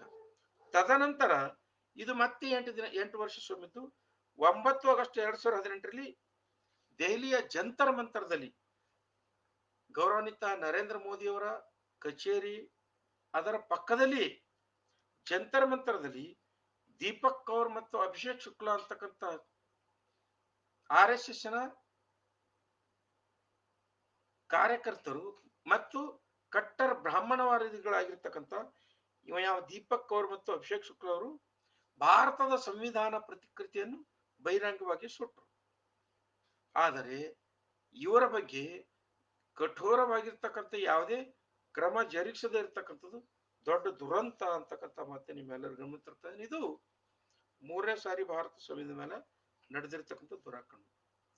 ಇನ್ನು ಬಾಯಿಗೆ ಬಂದಂತೆ ಮಾತಾಡ್ತಕ್ಕಂಥ ಜನ ಕರ್ನಾಟಕದಲ್ಲಿದ್ದಾರೆ. ಅದರಲ್ಲೂ ವಿಶೇಷವಾಗಿ ಅನಂತ್ ಕುಮಾರ್ ಹೆಗಡೆ ಅಂತಕ್ಕಂಥ ವ್ಯಕ್ತಿ 2017 ಡಿಸೆಂಬರ್ 26ರಂದು ಕೊಪ್ಪಳದಲ್ಲಿ ನಡೆದಿರ್ತಕ್ಕಂಥ ಬ್ರಾಹ್ಮಣರ ಸಭೆಯಲ್ಲಿ ಮಾತಾಡ್ತಕ್ಕಂಥ ಸಂದರ್ಭದಲ್ಲಿ ಹೇಳ್ತಾನೆ, ನೀವೆಲ್ಲರೂ ಕೂಡ ಗಮನಿಸಿದ್ರಿ, ನಾವು ಬಂದಿರುವುದೇ ಭಾರತ ಸಂವಿಧಾನ ಬದಲಾವಣೆ ಮಾಡಕ, ನಾವು ಸಂವಿಧಾನ ಬದಲಾವಣೆ ಮಾಡಿ ತೀರ್ತೀವಿ ಅಂತಕ್ಕಂಥ ಉದ್ದಟತನದಿಂದ ಮಾತಾಡಿರ್ತಕ್ಕಂಥ ಇಂಥ ಅವಿವೇಕಿಗಳಿಗೆ ಪಾರ್ಲಿಮೆಂಟ್ಗೆ ಸದಸ್ಯರಾಗಿ ಕಳಿಸ್ತೀರಿ. ಕಾರಣ ಏನಂದ್ರೆ ಈತ ಒಬ್ಬ ಸಂವಿಧಾನದ ಬದ್ಧವಾಗಿ ಸಂಸದನಾಗಿ ಕೇಂದ್ರದ ಸಚಿವನಾಗಿ ಅಧಿಕಾರದಲ್ಲಿರ್ತಕ್ಕಂಥ ವ್ಯಕ್ತಿ, ತನಗೆ ಅನ್ನ ಕೊಟ್ಟಿರ್ತಕ್ಕಂಥ, ತನಗೆ ಬದುಕು ಕಟ್ಟಿಕೊಟ್ಟಿರ್ತಕ್ಕಂಥ, ತನಗೆ ಗೌರವ ಕೊಟ್ಟಿರ್ತಕ್ಕಂಥ ಭಾರತದ ಸಂವಿಧಾನದ ಬಗ್ಗೆ ಈ ರೀತಿ ತುಚ್ಛವಾಗಿ ಮಾತಾಡ್ತಕ್ಕಂಥ ನಾವು ಖಂಡಿಸಲೇಬೇಕಾಗುತ್ತೆ. ತದನಂತರ ಇನ್ನೊಬ್ಬ ಮೂರ್ಖ ನೋಡಿ, ಕನ್ನಡ ಶಾಲೆಯ ಮೇಷ್ಟ್ರು SL ಭೈರಪ್ಪ 2020ರಲ್ಲಿ ಹೇಳ್ತಾನೆ ಏನಂತ, ಭಾರತದ ಸಂವಿಧಾನದಲ್ಲಿ ನಮ್ಮ ಸಂಸ್ಕೃತಿ ಇಲ್ಲ, ಅದಕ್ಕಾಗಿ ಇದು ಬದಲಾವಣೆ ಮಾಡಬೇಕು. ಭಾರತದ ಸಂವಿಧಾನದಲ್ಲಿ ನಮ್ಮ ಸಂಸ್ಕೃತಿ ಇಲ್ಲ ಅಂತ ಯಾರು ಹೇಳ್ತಾರೆ? SL ಭೈರಪ್ಪ ಹೇಳ್ತಾನೆ. SL ಭೈರಪ್ಪ ಯಾರು? ಬ್ರಾಹ್ಮಣ. ಬ್ರಾಹ್ಮಣರ ಸಂಸ್ಕೃತಿ ಯಾವುದು? ಮನುಸ್ಮೃತಿ, ಆಜ್ಞಾವಲ್ಕ ಸ್ಮೃತಿ, ಬೃಹಸ್ಪತಿ ಸ್ಮೃತಿ, ಋಗ್ವೇದ, ಯಜುರ್ವೇದ, ಸಾಮವೇದ, ಅಥರ್ವಣವೇದ, ಉಪನಿಷತ್ತುಗಳು, 18 ಪುರಾಣಗಳು ಮತ್ತು ಶ್ರುತಿಗಳು. ಅಂದರೆ ಭಾರತದ ಸಂವಿಧಾನದಲ್ಲಿ ಬ್ರಾಹ್ಮಣರ ವೈದಿಕಿ ಧಾರ್ಮಿಕ ಗ್ರಂಥಗಳ ಉಲ್ಲೇಖಗಳಿಲ್ಲ. ಅದಕ್ಕಾಗಿ ಇದನ್ನು ಬದಲಾವಣೆ ಮಾಡಬೇಕು ಅಂತ ಹೇಳಿಕೆ ಕೊಡ್ತಕ್ಕಂಥ ಯಾರು? SL ಭೈರಪ್ಪ ಅಂತಕ್ಕಂಥ ಕನ್ನಡ ಶಾಲೆ ಮೇಷ್ಟ್ರು. ನಾ ಈ ಲೈವ್ ಮೂಲಕ SL ಭೈರಪ್ಪರವ್ರಿಗೆ ಚಾಲೆಂಜ್ ಮಾಡ್ತೀನಿ, ನೀವು ನಿಮ್ಮ ಧಾರ್ಮಿಕ ಗ್ರಂಥಗಳನ್ನು ಇಟ್ಟುಕೊಂಡು ಬನ್ನಿ, ನಾನು ಭಾರತದ ಸಂವಿಧಾನ ಇಟ್ಟುಕೊಂಡು ಬರ್ತೀನಿ. ಈ ದೇಶದ ಎಲ್ಲಾ ನಾಗರಿಕರಿಗೂ ಕೂಡ, ಬ್ರಾಹ್ಮಣ, ಕ್ಷತ್ರಿಯ, ವೈಶ್ಯ, ಶೂದ್ರ, ಮೂಲ ಭಾರತೀಯರಾಗಿರಲಿ, ಅವರೆಲ್ಲರಿಗೂ ಕೂಡ ಭಾರತದ ಸಂವಿಧಾನ ಎಷ್ಟು ಉಪಯುಕ್ತವಾಗಿದೆ ಅಂತ ನಾನು ಹೇಳ್ತೀನಿ. ಹಿಂದೂ ಧಾರ್ಮಿಕ ಅಥವಾ ವೈದಿಕ ಧಾರ್ಮಿಕ ಗ್ರಂಥಗಳು ಎಷ್ಟು ಉಪಯುಕ್ತವೆ ನೀವು ಹೇಳಿ. ಭಾರತದ ಸಂವಿಧಾನದಲ್ಲಿ ಇರ್ತಕ್ಕಂಥ ಏನಾದರೂ ಅನಿಷ್ಟತೆ ಇದ್ರೆ ನೀನು ಎತ್ತಿ ತೋರಿಸು. ನಿಮ್ಮ ಧಾರ್ಮಿಕ ಗ್ರಂಥಗಳಿರ್ತಕ್ಕಂಥ ಅನಿಷ್ಟತೆ ಎಳೆಯಾಗಿ ಬಿಚ್ಚಿ ನಿನ್ನನ್ನು ವೈಚಾರಿಕವಾಗಿ ಬೆತ್ತಲೆ ಮಾಡ್ತೀನಿ. ಇದು ನನ್ನ ಚಾಲೆಂಜ್ SL ಭೈರಪ್ಪನವರಿಗೆ. ಯಾವತ್ತು ಕರಿಬಹುದು ನನಗಂತಕ್ಕಂಥ ಮಾತನ್ನು ಹೇಳುತ್ತಾ ಮುಂದುವರಿತೀನಿ. ಇನ್ನು 2021ರಲ್ಲಿ ಡಿಸೆಂಬರ್ ತಿಂಗಳು ನೋಡಿ, KG ಅಳ್ವಾಸ್ ಅಂತಕ್ಕಂಥ ವ್ಯಕ್ತಿ ಪಾರ್ಲಿಮೆಂಟ್ ನಲ್ಲಿ, ಅದರಲ್ಲೂ ವಿಶೇಷವಾಗಿ ರಾಜ್ಯಸಭೆಯಲ್ಲಿ ಒಂದು ಬಿಲ್ ಮಂಡನೆ ಮಾಡ್ತಾನೆ. ಏನು? ಸಂವಿಧಾನ ಸಂಶೋಧನಾ ಮಂಡಲ್ ಬಿಲ್. ಸಂವಿಧಾನ ಸಂಶೋಧನೆ ಬಿಲ್ ಅಂತ ಹೇಳುದು KG ಅಳ್ವಾಸ್ ಅಂತಕ್ಕಂಥ ಒಬ್ಬ ಬಿಜೆಪಿಯ ರಾಜ್ಯಸಭಾ ಸದಸ್ಯ. ಅಲ್ಲಿರ್ತಕ್ಕಂಥ ಸುಮಾರು 70-80 ಜನ ಮೀಸಲಾತಿ ಫಲಾನುಭವಿಗಳು ಪಾರ್ಲಿಮೆಂಟ್ ನಲ್ಲಿ ಕೂತಿದ್ದಾರೆ. ಆದರೆ ಒಬ್ಬರು ಕೂಡ ಈ KG ಅಳ್ವಾಸರ ಉದ್ದಟತನ ಮತ್ತು ಸಂವಿಧಾನ ವಿರೋಧಿ, ದೇಶ ವಿರೋಧಿ ಹೇಳಿಕೆ ವಿರುದ್ಧ ಒಂದು ಸ್ಟೇಟ್ಮೆಂಟ್ ಮಾಡಿರೋ, ಒಂದು ಮಾತಾಡಲಿಲ್ಲ. ಆದರೆ ಸಮಾಜವಾದಿ ಪಾರ್ಟಿಯಿಂದ ಆಯ್ಕೆಗೊಂಡಿರ್ತಕ್ಕಂಥ ಮನೋಜ್ ಕುಮಾರ್ ಝಾ ಮಾತ್ರ ಇದನ್ನು ಕಠೋರವಾಗಿ ಖಂಡಿಸಿದರು. ಸೊ ಅದಕ್ಕಾಗಿ ಇವತ್ತು ಸಂವಿಧಾನದ ಬಗ್ಗೆ ಮಾತಾಡ್ತಕ್ಕಂಥ ಯಾವುದೇ ಪಕ್ಷದವರಾಗಿರ್ಲಿ, ನಿಮಗೊಂದು ಮಾತು ಹೇಳ್ತೀನಿ, ನಿಮಗೆ ಏನಾದ್ರೂ ಮಾನ ಮರ್ಯಾದೆ ಶರ್ಮ ನಾಚಿಕೆ ಇದೆಯಾ? ದೇಶದ ಪವಿತ್ರ ಸ್ಥಳವಾಗಿರ್ತಕ್ಕಂಥ ರಾಜ್ಯಸಭೆ ಮತ್ತು ಲೋಕಸಭೆಯಲ್ಲಿ ಸಂವಿಧಾನದ ಬಗ್ಗೆ ಅಪಚಾರ ಮಾಡತಕ್ಕಂಥ ಕುಹಕ್ಕಿ ನನ್ನ ಮಕ್ಕಳು ನಿಮ್ಮ ಎದುರಿರ್ತಾರೆ. ಸಂವಿಧಾನ ಬದಲಾವಣೆ ಮಾಡ್ತೀವಿ ಅಂತಕ್ಕಂಥ ಉದ್ದಟತನದಿಂದ ಮಾತಾಡ್ತಕ್ಕಂಥ ಕುಹಕ್ಕಿಗಳು ನಿಮ್ಮ ಎದುರಿರ್ತಾರೆ. ಅವರು ಅಂತ ಉದ್ದಟತನ ಮತ್ತು ಕುಹಕ್ಕಿತನ ಮಾತಾಡಿದಾಗ ಒಂದೂ ಮಾತಾಡದೇ ಇರ್ತಕ್ಕಂಥ ವ್ಯಕ್ತಿಗಳು ಇವತ್ತಿನ ದಿವಸ ನಾವು ಸಂವಿಧಾನ ಉಳಿಸ್ತೀವಿ ಅಂತಕ್ಕಂಥ ಒಂದು ನಾಟಕೀಯ ಪ್ರಸಂಗ ಮಾಡ್ತಕ್ಕಂಥದ್ದು ನಾಚಿಕೆಗೇಡಿನ ಸಂಗತಿ. ನೋಡಿ, ಸಮುದಾಯದಲ್ಲಿ ಬಂದಾಗ ಬಾರಾಮಾಸಿ ಸಮುದಾಯ ಏನಿದೆ ಅಲ್ಲ, ಇದು ಛಲವಾದಿ ಸಮುದಾಯ ಭಾರತದ ಬಹುಸಂಸ್ಕೃತಿಯ ಅಸ್ಮಿತೆಗೆ ಭಾರತದ ಸಂವಿಧಾನಕ್ಕೆ, ಬಾಬಾ ಸಾಹೇಬ್ರ ವಿಚಾರಧಾರೆಗೆ, ಬಾಬಾ ಸಾಹೇಬ್ರ ಪ್ರತಿಮೆಗೆ, ಬುದ್ಧರ ಪ್ರತಿಮೆಗೆ, ಬುದ್ಧರ ವಿಚಾರಧಾರೆಗೆ ಧಕ್ಕೆ ಉಂಟಾದಾಗ ಬೀದಿಗೆ ಇಳಿದು ಚಪ್ಪಡಿಸ್ತಕ್ಕಂತ ಧೈರ್ಯ ಈ ಛಲವಾದಿ ಜನಾಂಗಕ್ಕಿದೆ. ಬೀದಿಯಲ್ಲಿ ಅವರನ್ನು ಪಾಠ ಕಲಿಸ್ತಾರೆ. ಆದರೆ ಪಾರ್ಲಿಮೆಂಟಿನಲ್ಲಿ ಪಾಠ ಕಲಿಸಬೇಕಾಗಿರ್ತಕ್ಕಂಥ ನೀವುಗಳು ನಾಲಿಗೆಗೆ ಮುಳ್ಳು ಹುಡ್ಕೊಂಡು ಕುಂತು ಇವತ್ತಿನ ದಿವಸ ಬರೇ ಸೋಷಿಯಲ್ ಮೀಡಿಯಾದಲ್ಲಿ ಮತ್ತು ಪತ್ರಿಕೆಯಲ್ಲಿ ನಾವು ಸಂವಿಧಾನ ಬದಲಾವಣೆ ಮಾಡಲು ಬಿಡುವುದಿಲ್ಲ, ಸಂವಿಧಾನ ಹಾಗೆ ಮಾಡುತ್ತೇವೆ, ಸಂವಿಧಾನ ಮುಟ್ಟಿದ್ರೆ ಇದು ಮಾಡುತ್ತೇವೆ ಅದು ಮಾಡುತ್ತೇವೆ ಅಂತ ಉದ್ದಟತನದ ಮಾತನಾಡತಕ್ಕಂಥದ್ದು ಒಂದು ಖೇದದ ಸಂಗತಿಯಾಗಿದೆ. ಅದಕ್ಕಾಗಿ ನಿಮಗೆ ಹೇಳೋದಿಷ್ಟೇ, ಪಾರ್ಲಿಮೆಂಟಿನಲ್ಲಿ ಅಂದ್ರೆ ಸಂವಿಧಾನದ ಸಂರಕ್ಷಣೆ ಆಗ್ಬೇಕಾಗಿರ್ತಕ್ಕಂಥದ್ದು ಪಾರ್ಲಿಮೆಂಟಿನಲ್ಲಿ ವಿನ ರೋಡಿನಲ್ಲ ಅಂತಕ್ಕಂಥ ಮಾತನ್ನು ನಿಮ್ಮ ಗಮನ ತರ್ತಾ ಇದ್ದೀನಿ. ಅದಷ್ಟೇ ಅಲ್ಲದೆ ಯಾವ ಯತೀಂದ್ರನಾಥ್ ಮಹಾಮಂಡಲೇಶ್ವರ, ಈ ಯತೀಂದ್ರನಾಥ್ ಮಹಾಮಂಡಲೇಶ್ವರ 1999ರಲ್ಲಿ ಇವನ ನೇತೃತ್ವದಲ್ಲಿ ಪ್ರಯಾಗರಾಜದಲ್ಲಿ ಒಂದು ಧರ್ಮ ಸಂಸತ್ತು ಮಾಡ್ತಾರೆ. ಧರ್ಮ ಸಂಸತ್ತು, ಈ ಧರ್ಮ ಸಂಸತ್ತು ಮಾಡಿ ಒಂದು ಸಂವಿಧಾನ 1999ರಲ್ಲಿ ಬಿಡುಗಡೆ ಮಾಡ್ತಾರೆ. ಇದಕ್ಕೆ ಅವ್ರು ಏನ್ ಕೊಟ್ಟಿರ್ತಾರೆ ಹೆಸರು ಅಂದ್ರೆ ಹಿಂದೂ ಧರ್ಮ ಸಂಸದ ದ್ವಾರ ಅನುಮೋದಿತ ಗೌಪನೀಯ ದಸ್ತಾವೇಜ್. ಅಂದ್ರೆ ಹಿಂದೂ ಧರ್ಮದಿಂದ ಮುದ್ರಣ ಮಾಡಿರ್ತಕ್ಕಂಥ ಗುಪ್ತವಾಗಿರ್ತಕ್ಕಂಥ ಒಂದು ವರದಿ. ಈ ವರದಿಯನ್ನು ನಾನು 2015-16ರಲ್ಲಿ ಕನ್ನಡ ಟ್ರಾನ್ಸ್ಲೇಷನ್ ಮಾಡಿದ್ದೆ. ಬಹುಶಃ ಇದು ಒಂದು 5,000 ಪ್ರತಿ ಕರ್ನಾಟಕದಾದ್ಯಂತ ಎಲ್ಲಾ ಸ್ನೇಹಿತರಿಗೆ ಕಳಿಸಿದ್ದೆ. ಈ ಟ್ರಾನ್ಸ್ಲೇಷನ್ ಮಾಡಿರ್ತಕ್ಕಂಥ ಪ್ರತಿ ಯಾವ ವ್ಯಕ್ತಿ ಓದ್ತಾನೋ ಆ ವ್ಯಕ್ತಿ ಅಂದ್ರೆ SC ST OBC ಜನಾಂಗದ ವ್ಯಕ್ತಿ ಈ ಗುಪ್ತ ಅಜೆಂಡಾ RSS ನವರ ಮತ್ತು ಈ ಮಹಾಮಂಡಲೇಶ್ವರ ಯತಿ ಏನು ಈ ಬ್ರಾಹ್ಮಣ ಪುರೋಹಿತರು ಮಾಡಿರ್ತಕ್ಕಂಥ ಗುಪ್ತ ಅಜೆಂಡಾ ಇದು ಯಾರು ಓದಿರ್ತಾರೋ ಅವರ ಮೈಯಲ್ಲಿರ್ತಕ್ಕಂಥ ರಕ್ತ ಕಥ ಕಥ ಕಥ ಅಂತ ಕುದಿಯುತ್ತೆ. ಆಮೇಲೆ ಇದು ಎಷ್ಟು ಸತ್ಯ ಇದೆ ಅಂದ್ರೆ ಈ ಅಜೆಂಡಾ ಹೇಗಿದೆಯಲ್ಲೋ ಅದೇ ರೀತಿಯ ಆಡಳಿತವನ್ನು ಕ್ರಿಸ್ತಶಕ 2000ರಿಂದ 2024ರವರೆಗೆ ಮಾಡ್ಕೋತ ಬಂದಿದ್ದಾರೆ. ಇದು ಇವತ್ತ ನನ್ನ ಸಾಮಾಜಿಕ ಜಾಲತಾಣದಲ್ಲಿ ಫೇಸ್ಬುಕ್ ನಲ್ಲಿ ಹಾಕ್ತೀನಿ, ಇದು ನೀವು ಡೌನ್ಲೋಡ್ ಮಾಡ್ಕೋಬೇಕಂತ ನಿಮ್ಮಲ್ಲಿ ಕೇಳ್ತಾ ಇದ್ದೀನಿ. ಸೊ ಇದರಲ್ಲಿ ಒಂದೆರಡು ವಿಚಾರಗಳು ಹೇಳ್ತೀನಿ. ಈ ಗುಪ್ತ ದಸ್ತಾವೇಜಿನಲ್ಲಿ ಏನಿದೆ, 1999ರಲ್ಲಿ ಈ ನಿರ್ಮೋಯ ಅಖಾಡದವರು ಮತ್ತು ಯತೀಂದ್ರನಾಥ್ ಸ್ವಾಮಿ ನರಸಿಂಹಾನಂದಗಿರಿ ಮತ್ತು ಯತೀಂದ್ರನಾಥ್ ಅವರು ಮಾಡಿರ್ತಕ್ಕಂಥ ಇದರಲ್ಲಿ ಏನಿದೆ ಒಂದೆರಡು ಹೇಳ್ತೀನಿ ನೋಡಿ. ರಾಷ್ಟ್ರೀಯ ಸ್ವಯಂ ಸೇವಕ ಸಂಘ, ವಿಶ್ವ ಹಿಂದೂ ಪರಿಷತ್, ಬಜರಂಗ ದಳ ಮತ್ತು ಅಖಿಲ ಭಾರತ ಬ್ರಾಹ್ಮಣ ಮಹಾಸಭಾ ಮುಂತಾದವುಗಳು ಒಂದು ಸಂಸತ್ತು ಮಾಡಿ ಅದರಲ್ಲಿ ಇದನ್ನು ಮಾಡಿದ್ರು. ಏನು? ಮೀಸಲಾತಿಯನ್ನು ಕೊನೆಗಾಣಿಸೋದು, ಭಾರತೀಯ ಸಂವಿಧಾನವನ್ನು ನಷ್ಟ ಮಾಡೋದು, ಬೌದ್ಧ ಧರ್ಮ, ಕ್ರೈಸ್ತ ಧರ್ಮ ಮತ್ತು ಇಸ್ಲಾಂ ಧರ್ಮದ ಏಳಿಗೆ ಶ್ರೇಷ್ಠನ್ನು ಪರಿಸಮಿತಿಗೊಳಿಸೋದು ಮತ್ತು ದಲಿತ ಚಳವಳಿಗಳಲ್ಲಿ ಒಡಕು ಮೂಡಿಸೋದು ಹಾಗೂ ಅವುಗಳನ್ನು ಛಿದ್ರವಾಗಿ ವಿಭಜನೆ ಮಾಡಲೇಬೇಕು. ನಮ್ಮ ಗುರಿ ಸಾಧನೆಗಾಗಿ ಈ ಕೆಳಕಂಡ ಅಸ್ತ್ರಶಸ್ತ್ರಗಳು, ಧರ್ಮ ಕರ್ಮಗಳು, ಅಧರ್ಮ, ನ್ಯಾಯ, ಕುಟಿಲ ನೀತಿ ಮತ್ತು ರಣನೀತಿಗಳು ಅಳವಡಿಸಿಕೊಳ್ಳಬೇಕು. ಮತ್ತೆ ಮುಂದುವರೆದು ಹೇಳ್ತಾರೆ, ಮೀಸಲಾತಿ ನೆಪ ಮಾತ್ರಕ್ಕೆ ಮಾತ್ರ ಇರಬೇಕು. ಇವತ್ತು ನೋಡಿ, ಈ ಖಾಸಗೀಕರಣದಿಂದಾಗಿ ಮತ್ತು ಮೀಸಲಾತಿಯ ಟ್ಯಾಕ್ಟಿಸ್, ಒಳ ಮೀಸಲಾತಿ ಆಗಿರ್ಬೋದು, OBC ಮೀಸಲಾತಿ ಆಗಿರ್ಬೋದು, ST ಮೀಸಲಾತಿ ಆಗಿರ್ಬೋದು, ಆ ಮೀಸಲಾತಿಯ ತಂತ್ರಗಾರಿಕೆಯಿಂದ 7 ವರ್ಷದಿಂದ ಆಯ್ತು ಕೇಂದ್ರ ಸರ್ಕಾರದಲ್ಲಿ ಯಾವುದೇ ಹುದ್ದೆಗಳು ಬರ್ತಿಲ್ಲ. 3-4 ವರ್ಷದಲ್ಲಿ ಆಯ್ತು ಕರ್ನಾಟಕದಲ್ಲಿ ಯಾವುದೇ ಹುದ್ದೆಗಳು ಬರ್ತಿಲ್ಲ. ಎಕ್ಸಾಮ್ ಮಾಡ್ತಾರೆ, ಸ್ಕ್ಯಾಂಡಲ್ ಮಾಡಿಸ್ತಾರೆ, ಆ ಸ್ಕ್ಯಾಂಡಲ್ಕೊಂದು ಎನ್ಕ್ವೈರಿ ಮಾಡಿಸ್ತಾರೆ, ಆ ಪರೀಕ್ಷೆನ ಪೋಸ್ಟ್ಪೋನ್ ಮಾಡ್ತಾರೆ. ವಿದ್ಯಾರ್ಥಿಗಳು ಏಜ್ ಡಿಬಾರ್ ಆಗೋಂಗೆ ನೋಡ್ಕೋತ ಹೋಗ್ತಾರೆ.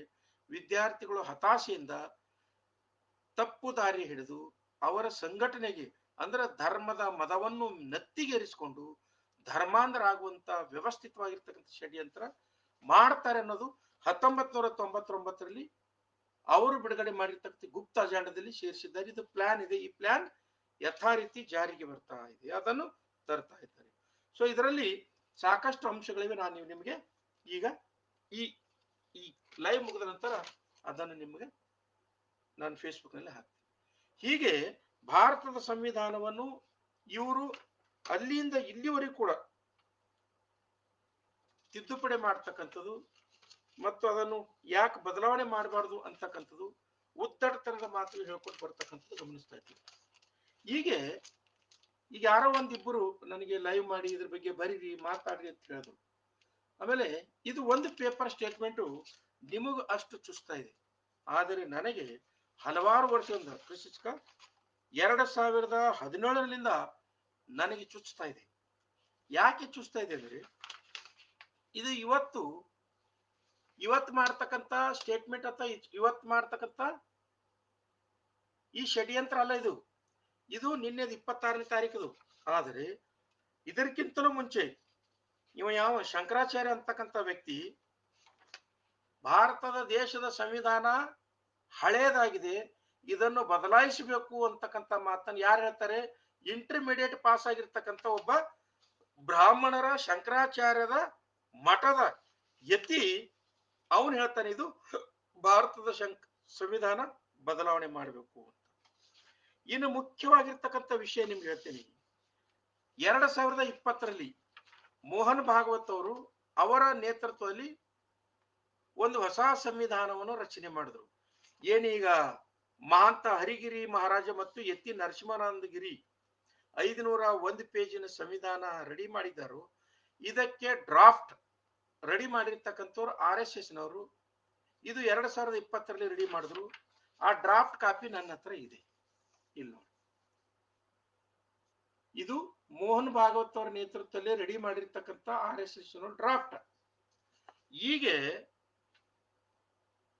ಹರಿಗಿರಿ ಮಹಾರಾಜ ಮತ್ತು ನರಸಿಂಹಾನಂದಗಿರಿ ಮಹಾರಾಜರು ಈ ಜುನಾ ಅಖಾಡ ಮತ್ತು ನಿರ್ಮೋಯ ಅಖಾಡದವರು ಸಿದ್ಧಪಡಿಸಿರ್ತಕ್ಕಂಥ 501 ಪೇಜಿನ ಹಿಂದೂ ರಾಷ್ಟ್ರದ ಸಂವಿಧಾನ, ಇದಕ್ಕೆ ಪೀಠಿಕೆ ಅಥವಾ ಡ್ರಾಫ್ಟಿಂಗ್ ಮೋಹನ್ ಭಾಗವತ್ ಅವರು ಮಾಡಿಕೊಟ್ಟಿರ್ತಕ್ಕಂಥ ಅಥವಾ RSS ಅವರು ಮಾಡಿಕೊಟ್ಟಿರ್ತಕ್ಕಂಥದ್ದು. ಇದು 2020ರಲ್ಲಿ.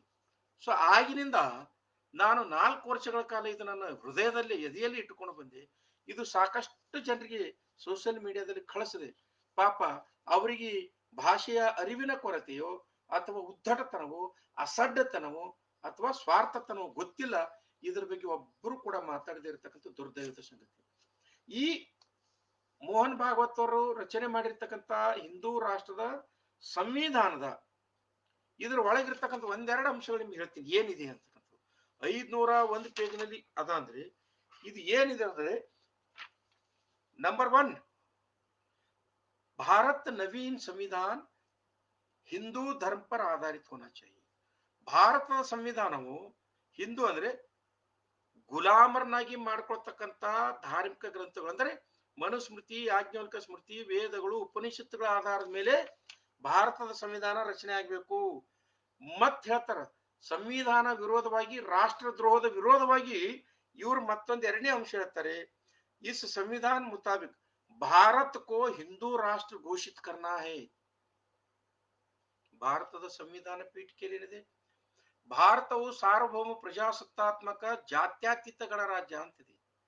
ಅದು ಯಾವುದೇ ಧರ್ಮಕ್ಕೆ ಸಂಬಂಧಪಟ್ಟಿಲ್ಲ. ಆದ್ರೆ ಈ ನನ್ನ ಮಕ್ಕಳು ಭಾರತವು ಹಿಂದೂ ರಾಷ್ಟ್ರ ಎಂದು ಘೋಷಣೆ ಮಾಡಬೇಕು ಅಂತೇಳಿ 2ನೇ ಅಂಶ ಅದನ್ನ ಹೇಳ್ತಾರೆ. ಮತ್ತು ಈ ಸಮಾಜವನ್ನು, ಈ ಬಹುಸಂಸ್ಕೃತಿ ಸಮಾಜವನ್ನು 4 ವರ್ಣಗಳ ಆಧಾರ 4 वर्णों के ऊपर ನಿರ್ಧಾರಿತ ಕರ್ನ ಅಂದ್ರೆ ಬ್ರಾಹ್ಮಣ, ಕ್ಷತ್ರಿಯ, ವೈಶ್ಯ, ಶೂದ್ರ ಅಂತಕ್ಕಂಥ 4 ವರ್ಣಗಳ ಆಧಾರದ ಮೇಲೆ ಸೃಷ್ಟಿ ಮಾಡಬೇಕು ಅಂತ. ಆಮೇಲೆ ಈ ಸಂವಿಧಾನ 2020 ಮಾರ್ಚ್ 21ರ ಒಳಗಡೆ ಜಾರಿಗೆ ತರಬೇಕು. ಅಂದ್ರೆ ಸೊಸೈಟಿಯಲ್ಲಿ ಈ ವಿಚಾರಧಾರೆಯನ್ನು ಹರಿದು ಬಿಡಬೇಕು ಅಂತ. ಸೊ ಅದು ಹರಿದು ಬಿಡ್ತಾ ಇದ್ದಾರೆ. ಆಮೇಲೆ ಸಂಸತ್ತಿಗೆ ಆಯ್ಕೆಗೊಳ್ಳತಕ್ಕಂಥ ಜನಾಂಗದವರು ಇವರು ಧರ್ಮದ ಆಧಾರದ ಮೇಲೆ ಆಯ್ಕೆಗೊಳ್ಳಬೇಕೇ ವಿನ ಅರ್ಹತೆ ಆಧಾರದ ಮೇಲೆ ಅಲ್ಲ. ಇನ್ನು ನಾಗರಿಕತೆ ಸಿಟಿಜನ್ಶಿಪ್ ಬಗ್ಗೆ ತುಂಬಾ ಒಂದು ಮನಮುಟ್ಟವಾಗಿ ನನ್ನ ಮಕ್ಕಳು ಮಾಡಿದ್ದಾರೆ. ಏನ್ ಮಾಡಿದ್ದಾರೆ ಅಂದ್ರೆ, ಸಿಟಿಜನ್ಶಿಪ್ ಹ್ಯಾಂಗ್ ಕೊಡ್ಬೇಕಂದ್ರೆ ನಾಗರಿಕತೆ 4 ರೀತಿಯಿಂದ ಕೊಡಬೇಕು. ಒಂದು ಬ್ರಾಹ್ಮಣ, ಕ್ಷತ್ರಿಯ, ವೈಶ್ಯ, ಶೂದ್ರ. ಬ್ರಾಹ್ಮಣರು ವಿದ್ಯೆ ಮಾತ್ರ ಕಲಿಬೇಕು. ಅವರ ಅಧ್ಯಯನ, ಅಧ್ಯಾಪನ, ಪೂಜೆ, ಪುನಸ್ಕಾರ ಮಾಡ್ತಕ್ಕಂಥ ಅದು ಒಂದು ವಿಶೇಷ ರೀತಿಯ ನಾಗರಿಕತೆ. ಕ್ಷತ್ರಿಯರು ಬ್ರಾಹ್ಮಣರು ಮತ್ತು ಬ್ರಾಹ್ಮಣರ ಧಾರ್ಮಿಕ ಗ್ರಂಥಗಳನ್ನು ಸಂರಕ್ಷಣೆ ಮಾಡ್ತಕ್ಕಂಥ ಕೆಲಸ ಮಾಡಬೇಕು. ವೈಶ್ಯರು ಬರೀ ವ್ಯಾಪಾರ ಮಾಡಬೇಕು. ಶೂದ್ರರು ಬ್ರಾಹ್ಮಣ ಕ್ಷತ್ರಿಯ ವೈಶ್ಯರ ಇವರೆಲ್ಲ ಹೊಲಸನ್ನು ತೊಳಿಬೇಕು. ಈ ರೀತಿಯ ವಿಚಾರಧಾರೆ ಇರ್ತಕ್ಕಂಥ ಅಂಶಗಳು ಈ ಹೊಸ ಸಂವಿಧಾನದಲ್ಲಿವೆ. ಈ ಹೊಸ ಸಂವಿಧಾನದ ಆಧಾರದ ಮೇಲೆ ಈತ ಮಾಂತ ಹರಿಗಿರಿ ಮಹಾರಾಜ ಮತ್ತು ಎತ್ತಿ ನರಸಿಂಹಾನಂದರ ಗಿರಿಯವರು 501 ಪೇಜಿನ ಸಂವಿಧಾನ ರಚನೆ ಮಾಡಿದ್ದಾರೆ. ಇದು ಹಿಂದೂ ರಾಷ್ಟ್ರ ಸಂವಿಧಾನ ಅಂತಕ್ಕಂಥದ್ದು. ಇದು ಮೋಹನ್ ಭಾಗವತ್ ಅವರಿಗೆ ಅಷ್ಟೇ ನಿಂದಿರಲಿಲ್ಲ. ಈ ಸಂವಿಧಾನದ ಬಗ್ಗೆ ಅಥವಾ ಈ ಹಿಂದೂ ರಾಷ್ಟ್ರದ ಅಥವಾ ಬ್ರಾಹ್ಮಣ ರಾಷ್ಟ್ರ ಪುನರ್ ಸ್ಥಾಪಿಸಬೇಕು, ಗುಲಾಮ ರಾಷ್ಟ್ರ ಮಾಡಬೇಕು ಅನ್ನೋದ್ರ ಬಗ್ಗೆ ಈ ಮುಂಚೆನೂ ಕೂಡ ಕ್ರಿಸ್ತ ಶಕ 2017 ಕೂಡ ಪ್ರವೀಣ್ ತೊಗಾಡಿಯಾ ಅಂತಕ್ಕಂಥ ವಿಶ್ವ ಹಿಂದೂ ಪರಿಷತ್ತಿನ ನಾಯಕ, ಈ ಪ್ರವೀಣ್ ತೊಗಾಡಿಯಾ ಪುಡಾರಿ ಅಂತಕ್ಕಂಥ ಪೇಪರ್ದಲ್ಲಿ ಅಂದ್ರೆ ತನ್ನ ಭಾಷಣದಲ್ಲಿ ಹೇಳ್ತಾನೆ, ಘೋಷಣೆ ಮಾಡ್ತಾನೆ. विश्व हिंदू परिषद के कार्याध्यक्ष प्रवीण तोगड़े ಹೇಳ್ತಾನೆ, ಭಾರತಾಚೆ ಸಂವಿಧಾನ ಬದಲ ಹಿಂದೂ ರಾಷ್ಟ್ರ ನಿರ್ಮಾಣ ಕರ. ಭಾರತದ ಸಂವಿಧಾನವನ್ನು ತೆಗೆದುಹಾಕಿ ಕೆತ್ತಿ ಹಾಕಿ ರದ್ದುಪಡಿಸಿ ಹಿಂದೂ ರಾಷ್ಟ್ರದ ಸಂವಿಧಾನವನ್ನು ಬರಿಬೇಕು ಅಂತ. ನಾನು ಈಗ ತಾನೇ ಹೇಳಿದೆ, ಸ್ವಾಮಿ ಯತೀಂದ್ರನಾಥ್ ಗಿರಿ ಅಂತ. ಯಾವ ಯತೀಂದ್ರನಾಥ್ ಗಿರಿ ಅಂತಕ್ಕಂಥ ವ್ಯಕ್ತಿ, ಈತ ಒಬ್ಬ ಬ್ರಾಹ್ಮಣ. ಇವ ಎಂತ ಬ್ರಾಹ್ಮಣ, ಈತ ಒಬ್ಬ ಮಾನಸಿಕ ಭಯೋತ್ಪಾದಕ ಬ್ರಾಹ್ಮಣ, RSS ನ ಚೀಲ. ಇವನು 1999ರಲ್ಲಿ ಆ ಧರ್ಮ ಸಂಸತ್ತು ಮಾಡಿರ್ತಕ್ಕಂಥ ವ್ಯಕ್ತಿ. ಇವನು ಕ್ರಿಸ್ತಶಕ 2021 ಜೂನ್ 28ರಲ್ಲಿ ಈ ನನ್ನ ಮಗ ಹೇಳ್ತಾನೆ ಏನಂತ, ನಯಾ ಸಂವಿಧಾನ ಕೆ ಸಾಥ್ ನई ಸಂಸದ್ ಮೇ ಹೋ ಪ್ರವೇಶ್. 2000 ಇಸ್ವಿಯಲ್ಲಿ ಈ ಯತೀಂದ್ರನಾಥ್ ಗಿರಿ ಮತ್ತು ನರಸಿಂಹಾನಂದ ಗಿರಿ ಮಾತ್ ಹರಿಗಿರಿ ಮಹಾರಾಜ್ ಈ ಎಲ್ಲಾ ಗಾಂಪರ್ ಗುಂಪು ತಯಾರು ಮಾಡಿರ್ತಕ್ಕಂಥ ಸಂವಿಧಾನ, ಈ ಸಂವಿಧಾನದ ಜೊತೆಗೆ ಹೊಸ ಪಾರ್ಲಿಮೆಂಟ್ ನಲ್ಲಿ ಪ್ರವೇಶ ಮಾಡಬೇಕು ಅಂತೇಳಿ ಸಂವಿಧಾನ ವಿರೋಧಿ ಹೇಳಿಕೆ ಮತ್ತು ದೇಶದ್ರೋಹಿ ವಿರೋಧಿ ಹೇಳಿಕೆ ಕೊಡ್ತಕ್ಕಂಥ ಯಾವನಂದ್ರೆ ಯತೀಂದ್ರನಾಥ ಸ್ವಾಮೀಜಿ. ಇವನ ಮೇಲೆ ಒಂದು FIR ಆಗಂಗಿಲ್ಲ, ಒಂದು ನೋಟಿಸ್ ಕೊಡಂಗಿಲ್ಲ. ಇಂಥ ದೇಶದ್ರೋಹಿಗಳು, ಸಂವಿಧಾನ ವಿರೋಧಿಗಳು ಬಹಿರಂಗವಾಗಿಯೇ ಹೇಳಿಕೆ ಕೊಡ್ತಾರೆ. ಆದ್ರೆ ಯಾವನ ಮಗನೂ ಕೂಡ ಸೋಮೋಟೋ ಕೇಸ್ ಹಾಕಂಗಿಲ್ಲ. ಆದ್ರೆ ಇನ್ನೊಂದು ನಾಸಿಗೇಡಿನ ಸಂಗತಿ ಅಂದ್ರೆ ದೇಶದಾದ್ಯಂತ ಮೀಸಲಾತಿ ಫಲಾನುಭವಿಗಳಿದ್ದಾರೆ. ಒಬ್ರು ಕೂಡ ಇಂಥ ಅವಿವೇಕಿಗಳಿಗೆ, ಇಂಥ ಮಾನಸಿಕ ಭಯೋತ್ಪಾದಕರ ವಿರುದ್ಧ ಮಾತನಾಡದೇ ಇರತಕ್ಕಂಥದ್ದು ಬಹಳ ದುರ್ದೈವದ ಸಂಗತಿ. ಇನ್ನು ಪ್ರವೀಣ್ ತೊಗಾಡಿಯಾ ಮತ್ತೊಂದ್ಸರಿ ಚುನಾವಣೆ ಪೂರ್ವದಲ್ಲಿ ಹೇಳ್ತಾನೆ. ಪ್ರವೀಣ್ ತೊಗಾಡಿಯಾ ಚುನಾವಣೆ ಪೂರ್ವದಲ್ಲಿ ಚುನಾವಣೆ ಭಾಷಣ ಮಾಡತಕ್ಕಂಥ ಸಂದರ್ಭದಲ್ಲಿ ಹೇಳ್ತಾನೆ ಏನಂತ, ನಾವು ಅಧಿಕಾರಕ್ಕೆ ಬಂದರೆ ಮುಸ್ಲಿಮರನ್ನು ಹೊರಗಿಟ್ಟು ಹೊಸ ಸಂವಿಧಾನ ಬರೀತೀವಿ. ನೋಡಿ, ಈತ ಒಬ್ಬ ವಿಶ್ವ ಹಿಂದೂ ಪರಿಷತ್ತಿನ ಕಾರ್ಯಾಧ್ಯಕ್ಷ. ಇವನಿಗೆ ಮಾತನಾಡತಕ್ಕಂಥ ಅಧಿಕಾರ ಕೊಟ್ಟದ್ದು ಭಾರತದ ಸಂವಿಧಾನ, ಇವನಿಗೆ ಧಾರ್ಮಿಕ ಸ್ವಾತಂತ್ರ್ಯ ಹಕ್ಕು ಕೊಟ್ಟದ್ದು ಭಾರತದ ಸಂವಿಧಾನ. ಆದರೆ ಈ ಅವಿವೇಕಿ ಹೇಳ್ತಾನೆ, ನಾವು ಅಧಿಕಾರಕ್ಕೆ ಬಂದ್ರೆ ಅಂದ್ರೆ ಬಿಜೆಪಿ ಅಧಿಕಾರಕ್ಕೆ ಬಂದ್ರೆ ಮುಸ್ಲಿಮರನ್ನು ಹೊರಗಿಟ್ಟು ಹೊಸ ಸಂವಿಧಾನ ಬರೀತೀವಿ ಅಂತಕ್ಕಂಥದ್ದು. ಮತ್ತು ಹೊಸ ಸಂವಿಧಾನ ಬರೆದು ಇವ್ರು ಹೇಳ್ತಾರೆ, ಶಾಂಭವಿ ಪೀಠಾಧೀಶ್ವರ ಹೇಳ್ತಾನೆ, ಹಿಂದೂ ರಾಷ್ಟ್ರದ ಸಂವಿಧಾನ ರಚನೆ ಆದ ನಂತರ ಹಿಂದೂ ರಾಷ್ಟ್ರಕ್ಕೆ ರಾಜಧಾನಿ ದೆಹಲಿ ಅಲ್ಲ, ಕಾಶಿ ರಾಜಧಾನಿ ಆಗ್ಬೇಕು. ನನಗನಿಸುತ್ತೆ ಸ್ನೇಹಿತರೆ, ಇವೆಲ್ಲ ಇವರ ಸ್ಟೇಟ್ಮೆಂಟ್ಸ್, ಇವರ ಪ್ರತಿಪಾದನೆಗಳು, ಇವರ ಧೂರ್ತ ಬುದ್ಧಿ, ಇವರ ಬಹಿರಂಗವಾಗಿರ್ತಕ್ಕಂಥ ಪ್ರಚಾರಗಳು ಗಮನಿಸಿದಾಗ ಇವರು 14 ವರ್ಷದಿಂದ ವ್ಯವಸ್ಥಿತವಾಗಿರ್ತಕ್ಕಂಥ ಷಡ್ಯಂತ್ರ, ಭಾರತದ ಸಂವಿಧಾನದ ವಿರುದ್ಧವಾಗಿ ಮತ್ತು ಬಹುಸಂಸ್ಕೃತಿ ಭಾರತದ ಅಸ್ಮಿತೆಯ ವಿರುದ್ಧವಾಗಿ, ಬಾಬಾ ಸಾಹೇಬರ ಸಿದ್ಧಾಂತಗಳ ವಿರುದ್ಧವಾಗಿ ಯಥೇಚ್ಛವಾಗಿರ್ತಕ್ಕಂಥ ಮತ್ತು ಬೃಹದಾಕರವಾಗಿರ್ತಕ್ಕಂಥ ಷಡ್ಯಂತ್ರ ನಿರಂತರವಾಗಿ ನಡೆಸ್ತಾ ಇದ್ದಾರೆ ಅಂತಕ್ಕಂಥದ್ದು ಈ ಆಕಾರಗಳ ಮೇಲೆ ಗೊತ್ತಾಗುತ್ತೆ. ಇನ್ನು ಅವರಂತೂ ಮೂಲಭೂತವಾದಿಗಳು, ಚಿತ್ಪಾವನ ಬ್ರಾಹ್ಮಣರು, ಮಧ್ಯ ಏಷ್ಯಾದಿಂದ ಬಂದಿರತಕ್ಕಂಥ ಡಕಾಯಿತರು. ದುರ್ದೈವದ ಸಂಗತಿ ಅಂದ್ರೆ ಯಾವ ಜನಾಂಗ ಮೀಸಲಾತಿಯ ಫಲ ಅನುಭವಿಸಿರ್ತಾರೋ ಅಂತ ಜನಾಂಗ ಇವತ್ತಿನ ದಿವಸ ಭಾರತದ ಸಂವಿಧಾನ ಬದಲಾವಣೆ ಮಾಡಬೇಕು ಅನ್ನೋದ್ರ ಬಗ್ಗೆ ಮಾತಾಡ್ತಕ್ಕಂಥದ್ದು ಗಮನಿಸಿದ್ದೇವೆ. ಕಳೆದ ಚುನಾವಣೆಯಲ್ಲಿ ಈತ ಎಸ್ ಬಾಲರಾಜ್ ಅಂತಕ್ಕಂಥ ವ್ಯಕ್ತಿ ಕೊಳ್ಳೇಗಾಲದಲ್ಲಿ ಮಾತಾಡ್ತಕ್ಕಂಥ ಸಂದರ್ಭದಲ್ಲಿ ಹೇಳ್ತಾನೆ, ದೇಶ ಪ್ರೇಮಿ RSS ನಿಂದ ಮಾತ್ರವೇ ಸಂವಿಧಾನ ಬದಲಾವಣೆ ಸಾಧ್ಯ. ಸೊ ಇವರು ಮೀಸಲಾತಿಯ ಫಲಾನುಭವಿಗಳು. ಅಲ್ಲಿ ಚುನಾವಣೆಯಲ್ಲಿ ಸ್ಪರ್ಧೆ ಮಾಡಲು ಈತನಿಗೆ ಅವಕಾಶ ಕೊಟ್ಟಿರ್ತಕ್ಕಂಥವ್ರು ಯಾವ RSS ನ ಏಜೆಂಟ್ರು ಅಲ್ಲ, ಯಾವ ಪುರೋಹಿತನೂ ಅಲ್ಲ, ಯಾವ ಬ್ರಾಹ್ಮಣನೂ ಅಲ್ಲ, ಯಾವ ಆರ್ಯನೂ ಅಲ್ಲ. ಅಲ್ಲಿ ಈತನಿಗೆ ಚುನಾವಣೆಯಲ್ಲಿ ಸ್ಪರ್ಧೆ ಮಾಡಲು ಅವಕಾಶ ಕೊಟ್ಟಿರ್ತಕ್ಕಂಥದ್ದು ಭಾರತದ ಸಂವಿಧಾನ. ಆದರೆ ಆತ ಹೇಳ್ತಾನೆ RSS ದೇಶ ಪ್ರೇಮಿ ಇದೆ, RSS ಬಂದ್ರೆ ಭಾರತ ಸಂವಿಧಾನ ಬದಲಾವಣೆ ಮಾಡಲು ಸಾಧ್ಯ. ಇದು ನಾನು ಹೇಳ್ತಾ ಇಲ್ಲ, ಹೊಸ ದಿಗಂತ ಅಂತಕ್ಕಂಥ ಪತ್ರಿಕೆಯಲ್ಲಿ ಬಂದಿರತಕ್ಕಂಥ ವರದಿ. ಇನ್ನ ನಾವೇನೋ ಪ್ರಜ್ಞಾವಂತರ ಅಂದಿವಿ, ಬಸವ ತತ್ವ ಪ್ರತಿಪಾದನೆ ಮಾಡ್ತಾರೆ, ಪ್ರಜ್ಞಾವಂತರ ತಿಳ್ಕೊಂಡಿದ್ವಿ. ಆದರೆ ಅಮರೇಗೌಡ ಬಯ್ಯಾಪುರ ಅಂತಕ್ಕಂಥ ವ್ಯಕ್ತಿಯು ಕೂಡ ಮಾತಿನ ಬರಬರಿಯಲ್ಲಿ ಈತನು ಕೂಡ ಚುನಾವಣೆ ಪ್ರಚಾರದ ಸಮಯದಲ್ಲಿ ಹೇಳ್ತಾನೆ, ನೋಡಿ ಭಾರತದ ಸಂವಿಧಾನ ಬದಲಾವಣೆ ಮಾಡಲೇಬೇಕು ಅಂತೇಳಿ ಒಬ್ಬ ಶಾಸಕ ಅಮರೇಗೌಡ ಬಯ್ಯಾಪುರ ಹೇಳ್ತಾನೆ. ಅಮರೇಗೌಡ ಬಯ್ಯಾಪುರ ಅವರಿಗೆ ಶಾಸಕನನ್ನಾಗಿ ಮಾಡಿರ್ತಕ್ಕಂಥ ಭಾರತದ ಸಂವಿಧಾನ ಅನ್ನೋದು ಮರೆತು ಇವತ್ತು ಭಾರತದ ಸಂವಿಧಾನ ಬದಲಾವಣೆ ಆಗ್ಬೇಕು ಅಂತ ಹೇಳ್ತಾನೆ. ಸ್ನೇಹಿತರೆ, ದೈನಿಕ್ ಜಾಗರಣ ಅಂತಕ್ಕಂಥ ಪತ್ರಿಕೆಯಲ್ಲಿ, ಇದು ದೈನಿಕ್ ಜಾಗರಣ ಅಂತಕ್ಕಂಥ ಹಿಂದಿ ಪತ್ರಿಕೆ, ಈ ಪತ್ರಿಕೆಯಲ್ಲಿ 2022 ಫೆಬ್ರವರಿ 1ನೇ ತಾರೀಕು ದಿವಸ ಈ ಧರ್ಮಾಂಧರಾಗಿರ್ತಕ್ಕಂಥ ಬ್ರಾಹ್ಮಣ ಪುರೋಹಿತರ ಒಂದು ಸಭೆಯನ್ನು ಮಾಡಿ ಅದರಲ್ಲಿ 127 ಜನ, ಈ ನರಸಿಂಹಾನಂದಗಿರಿ, ಗಿರಿ ಮಹಾರಾಜ ಇವರೆಲ್ಲರೂ ಸೇರಿಬಿಟ್ಟು 127 ಜನ ಸೇರಿಬಿಟ್ಟು ಹೇಳ್ತಾರೆ, ಹಿಂದೂ ರಾಷ್ಟ್ರ ಸಂವಿಧಾನ ರಚನೆ ಮಾಡಬೇಕು. ಇದು ನಿನ್ನೆ ಮೊನ್ನೆದಲ್ಲ ಸ್ನೇಹಿತರೆ, 2022 ಕೂಡ ಈ ಪ್ರಯತ್ನ ಮಾಡಿರ್ತಕ್ಕಂಥದ್ದು ನೀವು ಗಮನಿಸ್ತೀರಿ. ಇನ್ನ OBC ಜನಾಂಗಕ್ಕೆ ಸೇರಿರ್ತಕ್ಕಂಥ ಲಲ್ಲೂ ಸಿಂಗ್ ಯಾದವ್ ಅಂತಕ್ಕಂಥ ಒಬ್ಬ ಅವಿವೇಕಿ ಚುನಾವಣೆ ಸಮಯದಲ್ಲಿ ಹೇಳ್ತಾನೆ, संविधान बदलने के लिए भाजपा को 2/3 लोस सीटों दीजिए. ನೋಡಿ, ಸಂವಿಧಾನ ಬದಲಾವಣೆ ಮಾಡಕ್ಕೆ ಒಳಗೆ ಬರೆದಿದ್ದಾನೆ, ನಾವು ಆರ್ಸ್ ಬಂದಿರಿ ಸಂವಿಧಾನ ಬದಲಾವಣೆ ಮಾಡ್ತೀವಿ. ಭಾರತದ ಸಂವಿಧಾನ ಬದಲಾವಣೆ ಮಾಡ್ಬೇಕಾದ್ರೆ 2/3 ಮೆಜಾರಿಟಿ ಬೇಕು. ಆ 2/3 ಮೆಜಾರಿಟಿ ನೀವು ಕೊಟ್ರೆ ನಾವು ಭಾರತ ಸಂವಿಧಾನ ಬದಲಾವಣೆ ಮಾಡ್ತೀವಿ ಅಂತ ತಿಳಿದು ಈ ಲಲ್ಲೂ ಸಿಂಗ್ ಯಾದವ್ ಅಂತಕ್ಕಂಥ ಅವಿವೇಕಿ ನನ್ನ ಮಗ ಹೇಳ್ತಾನೆ.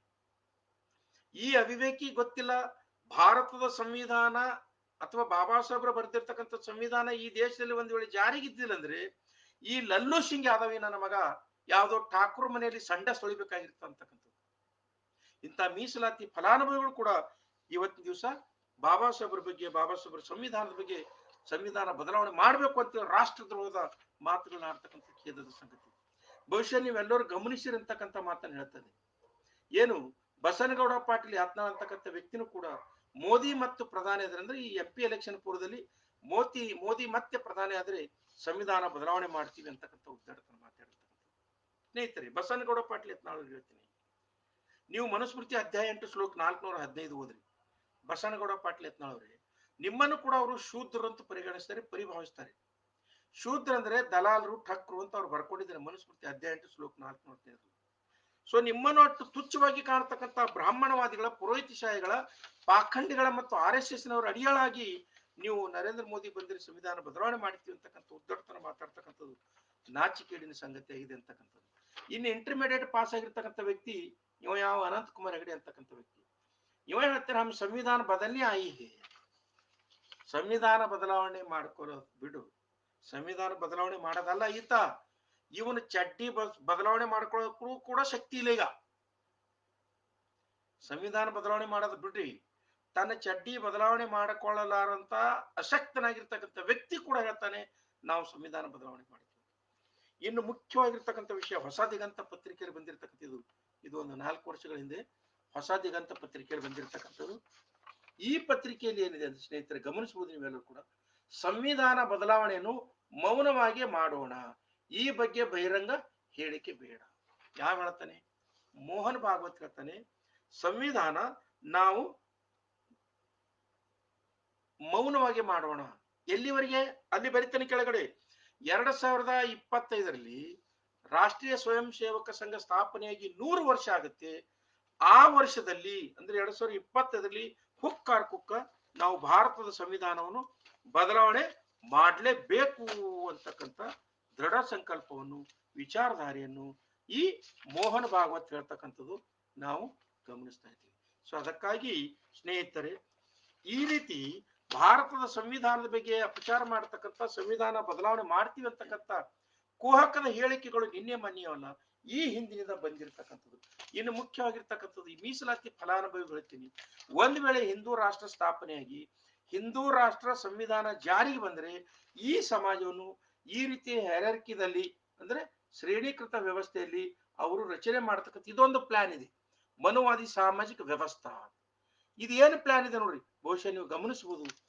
ಏನು ಪ್ಲಾನ್ ಮಾಡಿದ್ದಾರೆ ಅಂದ್ರೆ 3% ಇರ್ತಕ್ಕಂಥ ಬ್ರಾಹ್ಮಣರು ಶ್ರೇಷ್ಠರಾಗಿರ್ತಾರೆ, ಅವರ ಕೆಳಗಡೆ 5% ಇರ್ತಕ್ಕಂಥ ಕ್ಷತ್ರಿಯರು ಇರ್ತಾರೆ, ಅವ್ರ ಕೆಳಗಡೆ 6% ಇರ್ತಕ್ಕಂಥ ವೈಶ್ಯರು ಇರ್ತಾರೆ, ಅವ್ರ ಕೆಳಗಡೆ ಇಂಟರ್ಮಿಡಿಯೇಟ್ ಕಾಸ್ಟ್ ಅಂದ್ರೆ ಆ ಕಡೆ ಟಚಬಲ್ ಇಲ್ಲ, ಈ ಕಡೆ ಅನ್ಟಚಬಲ್ ಅವ್ರು ಇರ್ತಾರೆ, ಅದರ ಕೆಳಗಡೆ ಅದರ್ ಬ್ಯಾಕ್ವರ್ಡ್ ಕ್ಲಾಸಸ್ ಅವ್ರು ಇರ್ತಾರೆ, ಅದರ ಕೆಳಗೆ ಮೋಸ್ಟ್ ಬ್ಯಾಕ್ವರ್ಡ್ ಕ್ಲಾಸಸ್, ಅದರ ಕೆಳಗಡೆ ಶೆಡ್ಯೂಲ್ ಕಾಸ್ಟ್.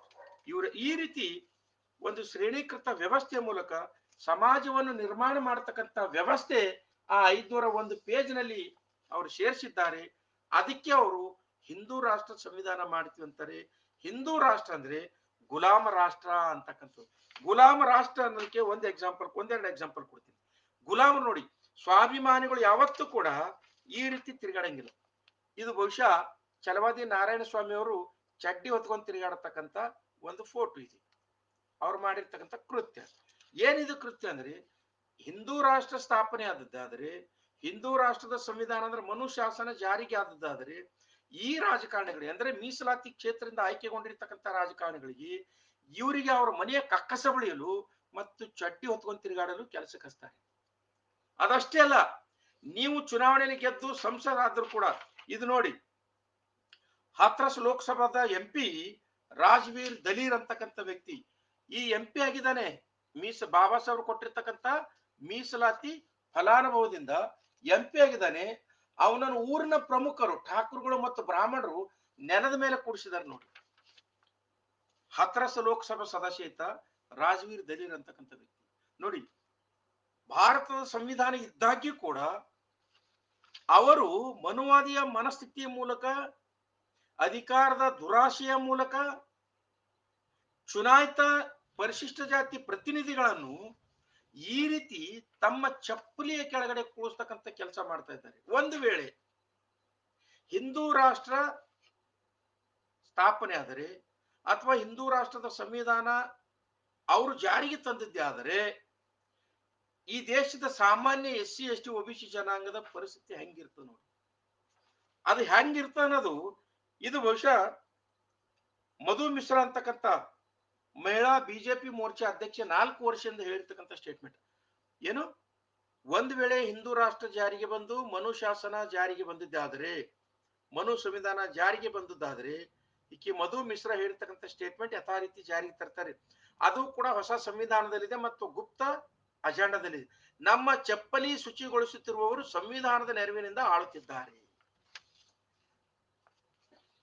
ಸಂವಿಧಾನ ಇದ್ದಾಗ್ಯೂ ಕೂಡ MP ಗಳನ್ನು ತಮ್ಮ ಚಪ್ಪಲಿ ಅಡಿಯಾಳಾಗಿ ಕೂಡಿಸ್ತಾರೆ, MP ಗಳ ತಲೆಯ ಮೇಲೆ ಚಡ್ಡಿಗಳು ಹೊರಿಸ್ತಾರೆ. ಅಷ್ಟೇ ಅಲ್ಲ, ನಾರಾಯಣ ಸ್ವಾಮಿ ಅಂತಕ್ಕಂಥ ಈ MP ಗೊಲ್ಲರ ಹಟ್ಟಿಯಲ್ಲೂ ಕೂಡ ಬಿಡ್ಲೇ ಇಲ್ಲ. ಅಂದ್ರೆ ಅಸ್ಪೃಶ್ಯತೆ ಆಚರಣೆ ಮಾಡ್ತಾರೆ. ಅಸ್ಪೃಶ್ಯತೆ ಆಚರಣೆಗೆ ಒಳಗಾಗಿರ್ತಕ್ಕಂಥ ನಾರಾಯಣ ಸ್ವಾಮಿ ಹೇಳ್ತಾರೆ, ಇಂದು ಇಲ್ಲ ನಾಳೆ ನಾವು ಹಿಂದೂ ರಾಷ್ಟ್ರ ಮಾಡ್ತೀವಿ ಅಂತ ನೋಡಿ. ಬಾಬಾ ಸಾಹೇಬರು ಕೊಟ್ಟಿರ್ತಕ್ಕಂಥ ಭಿಕ್ಷೆಯಿಂದ ಸಂಸದನಾಗಿರ್ತಕ್ಕಂಥ ವ್ಯಕ್ತಿ, ಕೇಂದ್ರದ ಸಚಿವನಾಗಿರ್ತಕ್ಕಂಥ ವ್ಯಕ್ತಿ ಹೇಳ್ತಾನೆ, ನಾವ್ ಇಂದಿಲ್ಲ ನಾಳೆ ನಾವು ಹಿಂದೂ ರಾಷ್ಟ್ರ ಮಾಡ್ತೀವಿ ಅಂತ. ಇವರಪ್ಪ ನಾರಾಯಣ ಸ್ವಾಮಿಯ ತಾಯಿ ತಂದೆ ಗೌಡರ ಮನೆಯಲ್ಲಿ ಹೆಂಡಿ ಕಸ ಮಾಡ್ತಾ ಇದ್ರು, ಸಂಡಸ್ ಬಳಿತಾ ಇದ್ರು, ಸತ್ತು ದನ ಎತ್ತಾ ಇದ್ರು. ಅದರಿಂದ ಹೊರಗೆ ತಂದು ಭವ್ಯವಾಗಿರ್ತಕ್ಕಂಥ ಬದುಕು ಕಟ್ಟಿಕೊಟ್ಟಿರ್ತಕ್ಕಂಥವ್ರು ಬಾಬಾ ಸಾಹೇಬ್ ಡಾಕ್ಟರ್ BR ಅಂಬೇಡ್ಕರ್ ಅವರು ಮತ್ತು ಭಾರತದ ಸಂವಿಧಾನ ಮತ್ತು ಬಹುಸಂಸ್ಕೃತಿ ಅಸ್ಮಿತೆ. ಸೊ ಇಂಥ ಸಂವಿಧಾನವನ್ನು ಬದಲಾವಣೆ ಮಾಡ್ತೀವಿ ಅಂತಕ್ಕಂಥ ಉದ್ದಟತನ ಮಾತಾಡ್ತಾರಂದ್ರೆ ಇವ್ರಿಗೆ ಏನ್ ಅನ್ಬೇಕು ಅಂತಕ್ಕಂಥ. ಸೊ ಅದಕ್ಕಾಗಿ ಸ್ನೇಹಿತರೆ ಒಂದು ಸಂದಿಗ್ಧ ಪರಿಸ್ಥಿತಿ ಉದ್ಭವಗೊಳ್ತಾ ಇದೆ. ಇಷ್ಟೆಲ್ಲಾ ಆಕಾರಗಳಿಟ್ಟುಕೊಂಡು ನಾವು ಯಾರಿಗೆ ಹೇಳಬೇಕಾಗಿದೆ ಅಂತ ಮನುವಾದಿಗಳಿಗೆ ನಾವು ಚಾಲೆಂಜ್ ಮಾಡಬೇಕು, ಅಥವಾ ಅವರ ಜೆಂಡಾದಲ್ಲಿ ದಂಡ ಆಗಿರ್ತಕ್ಕಂಥ ಓಬಿಸಿ ಜನಾಂಗದವರಿಗೆ ಎಚ್ಚರಗೊಳಿಸ್ಬೇಕು, ಅಥವಾ ಅವರ ಬಾಗಿಲು ಕಾಯ್ತಕ್ಕಂಥ ಅವರ ಚಪ್ಪಲಿ ಕಾಯ್ತಕ್ಕಂಥ ಮೀಸಲಾತಿ ಫಲಾನುಭವಿಗಳಿಗೆ ನಾವು ಚುರುಕು ಮುಟ್ಟಿಸ್ಬೇಕು. ಇದು ತುಂಬಾ ಸಂದಿಗ್ಧವಾಗಿರ್ತಕ್ಕಂಥ ಪರಿಸ್ಥಿತಿ ನಿರ್ಮಾಣ ಆಗ್ತಾ ಇದೆ, ನಿರ್ಮಾಣ ಮಾಡ್ತಾ ಇದ್ದಾರೆ. ಅದಕ್ಕಾಗಿ ಕರ್ನಾಟಕದ ಎಲ್ಲಾ ಸಮಸ್ತ SC ST OBC ಜನಾಂಗದವ್ರಿಗೆ ಹೇಳ್ತಾ ಇದ್ದೀನಿ, ದಯವಿಟ್ಟು ಜಾಗೃತರಾಗಿ ಭಾರತದ ಸಂವಿಧಾನ ಉಳಿಸ್ಕೊಳ್ಳಿ, ಭಾರತದ ಬಹುಸಂಸ್ಕೃತಿ ಉಳಿಸ್ಕೊಳ್ಳಿ. ಒಂದ್ ವೇಳೆ ಭಾರತದ ಬಹುಸಂಸ್ಕೃತಿ ಉಳಿಸ್ಕೊಳ್ಳದೆ ಹೋದರೆ ಈ ದೇಶ ನಾಶ ಆಗುತ್ತೆ.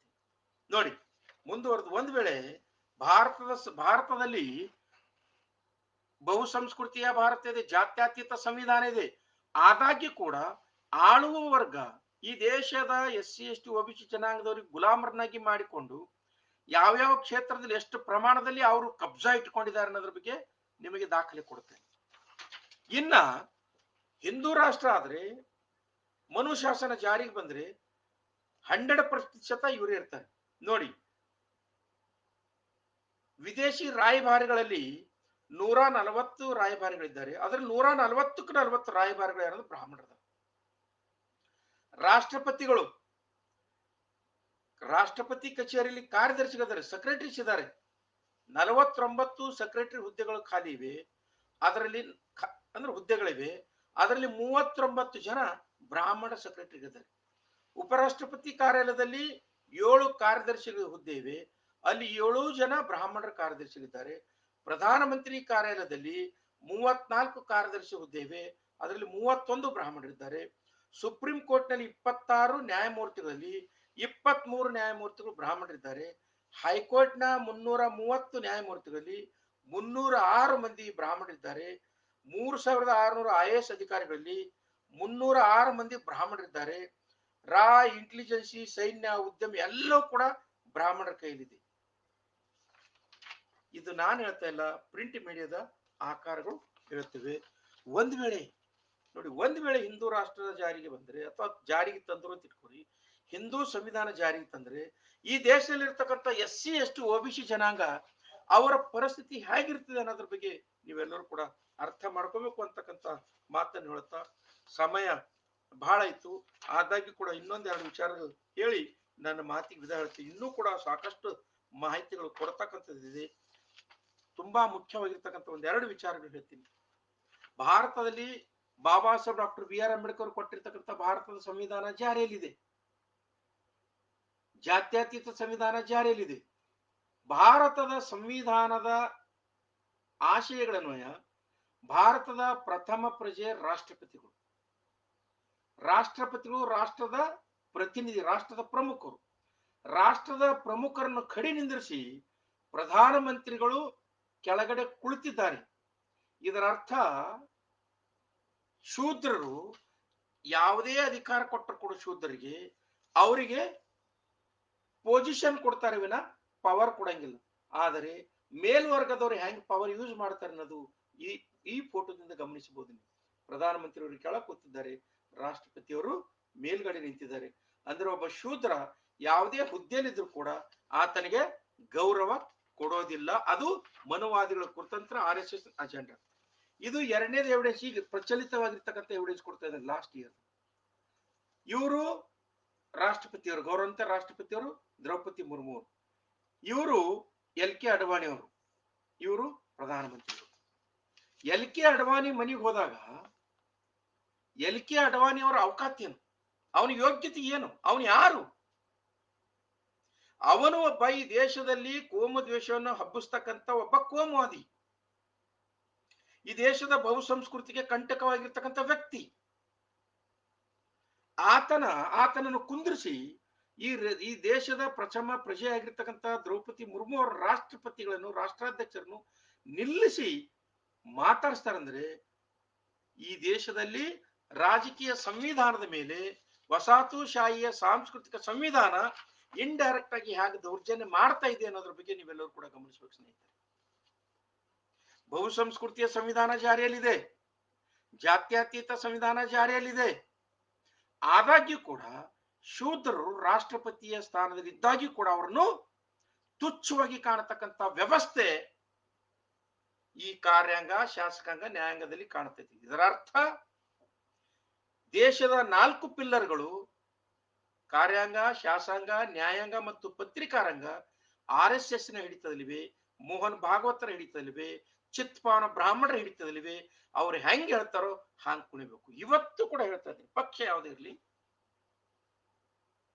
ಮೀಸಲಾತಿಯಿಂದ ಆಯ್ಕೆಗೊಂಡಿರ್ತಕ್ಕಂಥ ವ್ಯಕ್ತಿಗಳು ರಾಜ್ಯಸಭೆ ಆಗಿರ್ಬೋದು, ಲೋಕಸಭೆ ಆಗಿರ್ಬೋದು, ವಿಧಾನಸಭೆ ಆಗಿರ್ಬೋದು, ವಿಧಾನ ಪರಿಷತ್ ಆಗಿರ್ಬೋದು, ಅಲ್ಲಿ ಆಯಾ ಪಕ್ಷದ ಪ್ರತಿನಿಧಿಗಳಾಗಿಯೇ ರೋಲ್ ಮಾಡ್ತಾರೆ ವಿನಾ ಸಮಾಜದ ಪ್ರತಿನಿಧಿಗಳಾಗಿ ಅಲ್ಲ, ರಾಜ್ಯದ ಪ್ರತಿನಿಧಿಯಾಗಿ ಅಲ್ಲ, ರಾಷ್ಟ್ರದ ಪ್ರತಿನಿಧಿಗಳಾಗಿ ಅಲ್ಲ. ಯಾಕೆ ಹೀಗಾಗ್ತಾ ಇದೆ ಅಂದ್ರೆ ಆಳುವ ವರ್ಗಕ್ಕೆ ಪ್ರಶ್ನೆ ಮಾಡ್ತಕ್ಕಂಥ ವರ್ಗ ತಯಾರಾಗ್ತಾ ಇಲ್ಲ. ಯಾಕೆ ತಯಾರಾಗ್ತಾ ಇಲ್ಲ ಅಂದ್ರೆ ಗುಣಾತ್ಮಕವಾಗಿರ್ತಕ್ಕಂಥ ಶಿಕ್ಷಣ ಇವಕ್ಕೆ ಸಿಗ್ತಾ ಇಲ್ಲ. ಬಂಡವಾಳಶಾಹಿಗಳು ಮತ್ತು ರಾಜಕಾರಣಿಗಳು ಶಿಕ್ಷಣವನ್ನು ಖಾಸಗೀಕರಣ ಮಾಡೋದ್ರ ಮೂಲಕ ಗುಣಾತ್ಮಕ ಶಿಕ್ಷಣವನ್ನು ಮಾರಾಟಕ್ಕಿಟ್ಟು ಸರ್ಕಾರಿ ಸಂಸ್ಥೆಗಳಲ್ಲಿ KG to PG ವರೆಗೂ ಶಿಕ್ಷಕರಿಲ್ಲದೆ, ಪ್ರಾಧ್ಯಾಪಕರಿಲ್ಲದೆ ವಿದ್ಯಾರ್ಥಿಗಳಿಗೆ ಕಾಟಾಚಾರಕ್ಕೆ ಶಿಕ್ಷಣ ಕೊಟ್ಟು ಅವರಿಗೆ ಕೇವಲ ಸರ್ಟಿಫಿಕೇಟ್ ವಿದ್ಯಾರ್ಥಿಗಳು ಮಾಡ್ತಾ ಇದ್ದಾರೆ ವಿನಾ ಬೌದ್ಧಿಕವಾಗಿ ಪ್ರಬುದ್ಧರಾಗಿರ್ತಕ್ಕಂಥ ವಿದ್ಯಾರ್ಥಿಗಳು ಮಾಡ್ತಾ ಇಲ್ಲ. ಸೊ ಯಾವಾಗ ಬೌದ್ಧಿಕವಾಗಿ ಪ್ರಬುದ್ಧರಾಗೋದಿಲ್ಲ ನಾಗರಿಕರು, ಆ ನಾಗರಿಕರು ಆಳುವ ವರ್ಗದ ವ್ಯಕ್ತಿ ಅನಕ್ಷರಸ್ಥನಾಗಿರ್ಲಿ, ಅವಿವೇಕಿ ಆಗಿರ್ಲಿ, ಅನ್ಪಢ ಆಗಿರ್ಲಿ, ಇಂಟರ್ಮೀಡಿಯೇಟ್ ಆಗಿರ್ಲಿ, ಆತನನ್ನು ಪ್ರಶ್ನೆ ಮಾಡ್ತಕ್ಕಂಥ ಸಾಮರ್ಥ್ಯ ಇರೋದಿಲ್ಲ. ಈ ಸಂವಿಧಾನ ಆಳುವ ವರ್ಗಕ್ಕೆ ಪ್ರಶ್ನೆ ಮಾಡಲು ಸಿದ್ಧತೆ ಮಾಡ್ಕೊಳ್ತಕ್ಕಂಥ ಒಂದು ಪ್ರಾಡಕ್ಟ್ ಅನ್ನು ತಯಾರು ಮಾಡಲು ಆರ್ಟಿಕಲ್ 15 ಅನ್ವಯ ಶಿಕ್ಷಣದಲ್ಲಿ ಮೀಸಲಾತಿಯನ್ನು ಕಲ್ಪಿಸಿಕೊಟ್ಟಿದೆ. ಆರ್ಟಿಕಲ್ 19 ಅನ್ವಯ ಓದಿ ಹೊರಗೆ ಬಂದಾದ ನಂತರ ಮಾತನಾಡತಕ್ಕಂಥ ಅವಕಾಶ ಕಲ್ಪಿಸಿಕೊಟ್ಟಿದೆ. ಆರ್ಟಿಕಲ್ 51 ಎಚ್ಚರ ಅನ್ವಯ ವೈಜ್ಞಾನಿಕವಾಗಿರ್ತಕ್ಕಂಥ ವಿಷಯವನ್ನು ಮಾತನಾಡತಕ್ಕಂಥ ಬರೀತಕ್ಕಂಥ ಪ್ರತಿಯೊಬ್ಬನ ನಾಗರಿಕನ ಕರ್ತವ್ಯ, ಅದು ಯಾವನಿಗೂ ಪರ್ಮಿಷನ್ ಅವಶ್ಯಕತೆ ಇಲ್ಲ. ಇಷ್ಟೆಲ್ಲ ಸದಾವಕಾಶಗಳು ಬಾಬಾ ಸಾಹೇಬ್ ಡಾಕ್ಟರ್ BR ಅಂಬೇಡ್ಕರ್ ಅವರು ಸಂವಿಧಾನಬದ್ಧವಾಗಿ ಕೊಟ್ಟಿದ್ದಾರೆ. ಆದಾಗ್ಯೂ ಕೂಡ ಈ ಜನ ಮಾತಾಡ್ತಾ ಇಲ್ಲ ಅಂದ್ರೆ ಇವರಿಗೆ ಶಿಕ್ಷಣದ ಕೊರತೆ ಇದೆ, ಅರಿವಿನ ಕೊರತೆ ಇದೆ. ಅದಕ್ಕಾಗಿ ನಾಡಿನ ಸಮಸ್ತ ಪ್ರಜ್ಞಾವಂತ ನಾಗರಿಕರಿಗೆ ಕಳಕಳಿ ಮನವಿ ಮಾಡ್ಕೊತಾ ಇದ್ದೇನೆ, ದಯವಿಟ್ಟು ಸರ್ಕಾರಿ ಶಾಲೆಗಳನ್ನು ಉಳಿಸಿ, ಸರ್ಕಾರಿ ಶಾಲೆಗಳಲ್ಲಿ ಗುಣಾತ್ಮಕ ಶಿಕ್ಷಣ ಸಿಗುವಂತೆ ಸರ್ಕಾರಿ ಶಾಲೆಗಳ ಮೇಲೆ ನಿಗಾ ವಹಿಸಿ, ಖಾಸಗಿ ಶಾಲೆಗಳಿಗೆ ಕಡಿವಾಣ ಹಾಕಲು ಬೃಹದಾಕಾರವಾಗಿರ್ತಕ್ಕಂಥ ಮತ್ತು ದೊಡ್ಡ ಪ್ರಮಾಣದ ಚಳವಳಿಗಳನ್ನು ಹಮ್ಮಿಕೊಳ್ಳಿ. ಸ್ನೇಹಿತರೆ, ಹುಟ್ಟಿದ ಮನುಷ್ಯ ಸಾಯಲೇಬೇಕು, ಆದರೆ ಸಾವಿಗೆ ಚರಿತ್ರೆ ಇರಬೇಕು. ನಮ್ಮ ಮಕ್ಕಳು ನಮ್ಮನ್ನು ನೆನೆಸಬೇಕೇ ವಿನಾ ನಮ್ಮ ಮಕ್ಕಳು ನಮಗೆ ಶಪಿಸಬಾರ್ದಾಗಿದ್ದರೆ ಇವತ್ತಿನಿಂದ ನಿರ್ಧಾರ ಮಾಡಿ ಭಾರತದ ಸಂವಿಧಾನ ಸಂರಕ್ಷಣೆಗಾಗಿ, ಭಾರತದ ಬಹುಸಂಸ್ಕೃತಿಯ ಸಂರಕ್ಷಣೆಗಾಗಿ, ಮಕ್ಕಳ ಸಂರಕ್ಷಣೆಗಾಗಿ, ಸಮಾಜದ ಸಂರಕ್ಷಣೆಗಾಗಿ ನಾವು ಚಳವಳಿಗಳನ್ನು, ನಾವು ತೀಕ್ಷ್ಣವಾಗಿರ್ತಕ್ಕಂಥ ಚಳವಳಿಗಳನ್ನು, ಪ್ರಖರವಾಗಿರ್ತಕ್ಕಂಥ ಚಳವಳಿಗಳನ್ನು, ಬೃಹದಾಕಾರವಾಗಿರ್ತಕ್ಕಂಥ ಚಳವಳಿಗಳನ್ನು ಕೈಗೊಳ್ಳೋಣ ಅಂತಕ್ಕಂಥ ಮಾತನ್ನು ಹೇಳ್ತಾ, ಕೊನೆಯದಾಗಿ ಹಿಂದೂ ರಾಷ್ಟ್ರ ಜಾರಿಗೆ ಬಂದರೆ, ಹಿಂದೂ ರಾಷ್ಟ್ರ ಜಾರಿಗೆ ಬಂದಿದ್ದಾದರೆ ನಮ್ಮ ದೇಶದಲ್ಲಿ ಎಂತ ಪಾರ್ಲಿಮೆಂಟ್ ಇರ್ತದೆ ಅನ್ನೋದು ನಿಮ್ಮ ಗಮನ ತರ್ತದೆ. ಈ ಮುಂಚೆ MA BEd BA BEd ಬಾರಟ್ಲ DSc ಓದಿರ್ತಕ್ಕಂಥ ಪ್ರಜ್ಞಾವಂತರು ಭಾರತದ ಕ್ಯಾಬಿನೆಟ್ ಅಲ್ಲಿ ಇರ್ತಾ ಇದ್ರು. ಮುಂದ ಹಿಂದೂ ರಾಷ್ಟ್ರ ಆಗಿ ಹಿಂದೂ ಸಂವಿಧಾನ ಜಾರಿಗೆ ಬರ್ತಂದ್ರೆ ಜಟಾಮಠ ಬಿತ್ತಿರ್ತಕ್ಕಂಥ ಮತ್ತು ಬೌದ್ಧಿಕವಾಗಿ ಮಾನಸಿಕವಾಗಿ ಭಯೋತ್ಪಾದಕರಾಗಿರ್ತಕ್ಕಂಥ ಇಂಥ ಜಟಾಧಾರಿಗಳು ಪಾರ್ಲಿಮೆಂಟ್ ನಲ್ಲಿ ಇರ್ತಾರೆ. ನೆನಪಿಟ್ಟುಕೊಳ್ಳಿ, 1, 2, 3 ಕಾವಿಧಾರಿಗಳೇ ಇವತ್ತಿನ ದಿವಸ ಹತ್ರಾಸ್ನಂತ ಹತ್ಯಾಕಾಂಡ ಆಗಿರ್ಬೋದು, ಮತ್ತೆ ಉತ್ತರ ಪ್ರದೇಶದಲ್ಲಿರ್ತಕ್ಕಂಥ ಹತ್ಯಾಕಾಂಡಗಳಾಗಿರ್ಬೋದು, ಅಂತ ಹತ್ಯಾಕಾಂಡಗಳನ್ನು ನಡೆಸುವುದರ ಮೂಲಕ ಭಾರತದಲ್ಲಿ ಕೋಮು ದ್ವೇಷವನ್ನು ಹಬ್ಬುತ್ತಾ ಇದ್ದಾರೆ. ಭಾರತದಲ್ಲಿ ಶಾಂತಿ ಸುಭಿಕ್ಷೆಯನ್ನು ಸರ್ವನಾಶ ಮಾಡ್ತಾ ಇದ್ದಾರೆ.